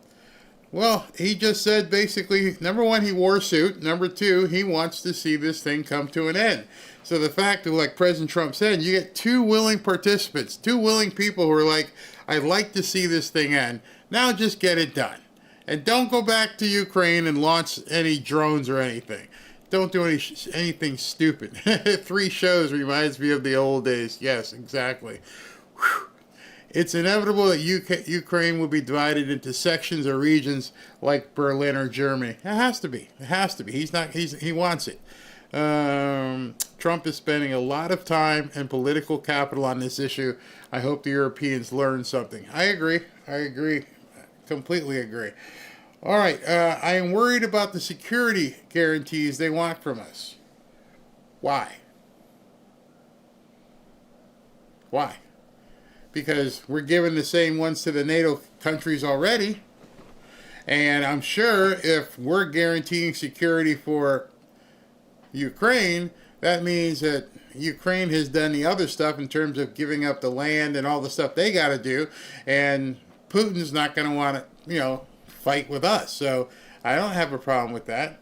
You guys are funny. Maybe you could have a blueberry muffin for your birthday. Nope, no excuses. No excuses, ever. No, Biden and Kamala could never have pulled this off. I don't think there's any risk of American boots on the ground. Trump won't do that. Trump definitely won't do that. I'm more worried about boots on the ground here and what we're going to have to do when they find out he's going to take away their mail-in ballots. Oh, they're going to go crazy. They're going to go bat poop crazy. So if they come back on when they get into the Oval Office, I will record it and we can show it as part of tonight if they don't come on before we sign off here. Let me go ahead and do super chats now. Very good day. I think they all look tired. I don't think it was just Trump. I think they all looked kind of tired, which means it's stressful. They're working through it, as it should be. It wasn't meant to be a breeze, and leading a country isn't supposed to be easy. So it is what it is. Let me look in here, see if there's anything in here. Yes. Okay. Let me cover all this here. And I'm watching this thing because if it does come back on, because it said more live coverage expected, which I don't know what else live they're going to have, but if they do come back on, I will have it ready to go. Okay, so that's right. All right. Toby, happy birthday. Thank you, Toby. Job for 9. My last real estate class began. Once completed, I will be able to see from my exam. Thank you for inspiration. Encourage me to keep my eye on where the puck is going. Congratulations. Once you have that, you're going to see a whole new world open up. I never got licensed because Robin's licensed, so I didn't need to. But yes, good job. $10. Nope, you lost, knucklehead. He showed up in some kind of suit. I don't know what it was. Sandy, happy birthday. It's my granddaughter's today also. Have an awesome day for Bible Fund or whatever. Thank you. And Fazul. Anyone else in Dark Journals? Anyone else think the red wedding about this meeting? There's some pictures floating around. Nobody looked comfortable, which is good. If everybody felt uncomfortable, then that meant that you had to do something. Martha Garcia, God blessing for you and your family. Thank you. Dave Rutan, have a very happy birthday. And don't let the technical issues upset your awesome day. Well, that was crazy at the beginning, but it was nice to see RSBN and other people go, hey, man, there's some gremlins up in here. But we got it worked out. Live, all that stuff will happen. Beverly Litton, next up, arrest Obama, Schiff, Schumer, Comey, Hillary, all the deep state. I hope so. Diane Kelly, happy birthday. Thank you very much. Redeemed Patriot. Hope Trump eliminates ranked choice voting too. Yeah. Do they have ranked choice voting for presidential elections? I don't think he can touch it for the local elections, but I think for presidential, I don't know if they have that. Excuse me. Ernest Walker, happy birthday. Barry praying for many, many more years to come. Thank you very much. That's nice of you. Mr. Mike, wishing you a happy birthday. Absolutely love your channel. Thank you, Mr. Mike. Robert Gallant, happy birthday. Thank you. Oh, you guys are so good. G. Fisher, happy birthday to you as well. Thank you. Mel Porter, thank you. Tommy Radcliffe, Trump has been making pilot and command decisions and moves to stabilize America. Do then checklist. It's like a flight plan. Every single move is necessary. It does look like that. Very, very, very much. In terms of everything has a slot. Marge de Benedetto, thank you. Miko Rod, it would be funny if he showed up with a suit from my cousin Vinny. That would have been kind of funny. Matt Quintella, the birthday wishes, thank you. Jax, the Weasel of Ukraine wore a suit this time. You must want a sandwich. It wasn't the best looking suit, but it was a suit. Hopefully he took a shower too. Penny Quarter, that liberal shouted Russia was still bombing civilians. I thought they stopped, didn't they? but in Russia's defense, Zelensky bombed Russian civilians first. I hate the press. Susanna, happy birthday. How did you get a different font to show up? Very cool. Thank you. Donna Hill, thank you. Robert Galan again. Want to be nice and pay for Zelensky's suit. Demon of Cybertron, is Zelensky's black suit symbolizing something? No, except for the fact he's got no fashion sense whatsoever. Michael West, thank you. Ivan Ortega, happy birthday, Barry. Thank you. God bless you too. Penny Quarter, Zelensky is trying to negotiate in front of the press, telling him openly what he wants. He is impossible. Yeah, I heard that too. Yeah, it was kind of weird. Debbie Blank, I've seen other channels that newcomers are still being smuggled in using tunnels from Mexico by the cartel that they use for smuggling drugs into the country. Have you noticed President Trump put the military against the cartels, and nobody's talking about it? We have a military operation going on against Mexico, possibly in Mexico. Not Mexico the country, but it's still nonetheless the cartels, and nobody's talking about it. Not a word. Nowhere. Just another knucklehead. I claim victory, $10 winner. That is a leisure suit. I don't know if that's a leisure suit, bro. And our N1JRM, I believe Mr. Trump is about to pull a rabbit out of the hat, and the Democrats are going to start jumping off of tall buildings. Speaking about Democrats jumping off of tall buildings, for some reason, the Democrats in Texas decided to show up to work today. Their protest has caved. They're no longer on a hunger strike. They went to work. They had to go back to the Capitol in Texas. So now it's just a matter of time before, bam, it gets gavelled in and they lose the redistricting fight. They spent all that money, ran all around the country, stayed in hotels, basically a long vacation to come back and be losers. Good luck with that. Oh, by the way, once that thing is redrawn, Jasmine Crockett no longer will have will no longer have her seat. I don't know how long they have to wait, but she'll be gone. Starfleet, happy birthday, thank you. Bruley, happy birthday, have a blessed day, you too, thank you. Intrigue Tech, happy birthday. Thank you guys. Sherry Bertrand, happy birthday, thank you for sharing it with us. Oh, I was 64 in July. Thank you, Robin, for sharing your husband with us. Yes, thank you very much. Tania, thank you. Thank you very much. Valerie, Black Cherokee Wolf, happy birthday. Wish you many more. Love your channel and Fair family. Thank you very much. Fran, thank you. Born on the 4th. Happy birthday, Barry. Thank you again for providing fun and interesting content as always. Thank you. Thank you. Thank you. Just another knucklehead rockstar. These people seem genuinely fond of DJT. I hope this works out for all. I know people were looking at Maloney and said she looks sad or she looks mad. They're probably tired. I mean, think about it. You flew halfway around the world to come to listen to this little guy, beg basically. Like, I came all the way over here for this. Yeah, can I get home? Vishu, little Zitty showing some better behavior today. Wasn't he? He was on a much better behavior today. So true. Happy birthday, Barry, for the world's leading Spandau Ballet tribute. Wow. Da, da, da, da. I know. Oh, I like that song. You guys probably like, what in the hell is Barry saying? Well, if you know Spandau Ballet, you know what song I was referring to. Happy birthday, Barry. Hey, Fran. And Jen V, thank you. And Bruce whoa, wait a minute. What happened there? Bruce Engel. Where'd Bruce did it jump or something? Oh, there it is. Love the show. Have a great birthday. Thank you, Bruce. Thank you very much. Mary Boston, thank you. Neil, brother, thank you very much. By the way, one of the things, somebody had said, Neil, you bring me up because of your profile picture. They were talking about Michael Jackson's song, Smooth Criminal.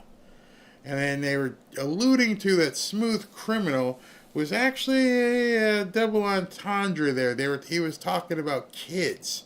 I'm going to have to, and I mean, not, you know what I'm talking about. I'm digging into that, doing some work on it, doing some research on Smooth Criminal. Pete, ZAR, I'm not sure where that is. The reason Z wears the shirts is that he promises soldiers that he'll wear that to show his support for them. Okay. Why? Bruce Lee, thank you, brother. Thank you, Barry, for everything you and your awesome staff do for us. You're helping show us history and making. May God bless our planet and our future. Thank you. Thank you very much for that. Thank you. And happy birthday from Cory Cat and Joe Cujo. The White House is the new UN. Happy 65th lap around our sun. Thank you very, very much. Wow. Thank you, Bruley Music. That was pretty awesome. All right, so I'm going to go get something to eat and come back and get ready. We're going to go at 7 p.m. Wait a minute. What's this? 7 p.m. tonight. Thank you guys for tuning in today. If this thing goes live again, I'll have the tape so we make sure we won't miss anything. And then I'll see whatever else is in the news. I didn't get to go through, not even, how long did I get in terms of going through my stuff earlier? Let me see something. I think I went through 1 minute and 57 seconds of my stuff. So I already have a show booked for tonight. So I'm going to have a nice afternoon. I got a bunch of video already in the can, and we're ready. We're ready for tonight right now. So I'm gonna go eat, take some time, and chill. Talk to you guys at 7 p.m. Thanks for tuning in.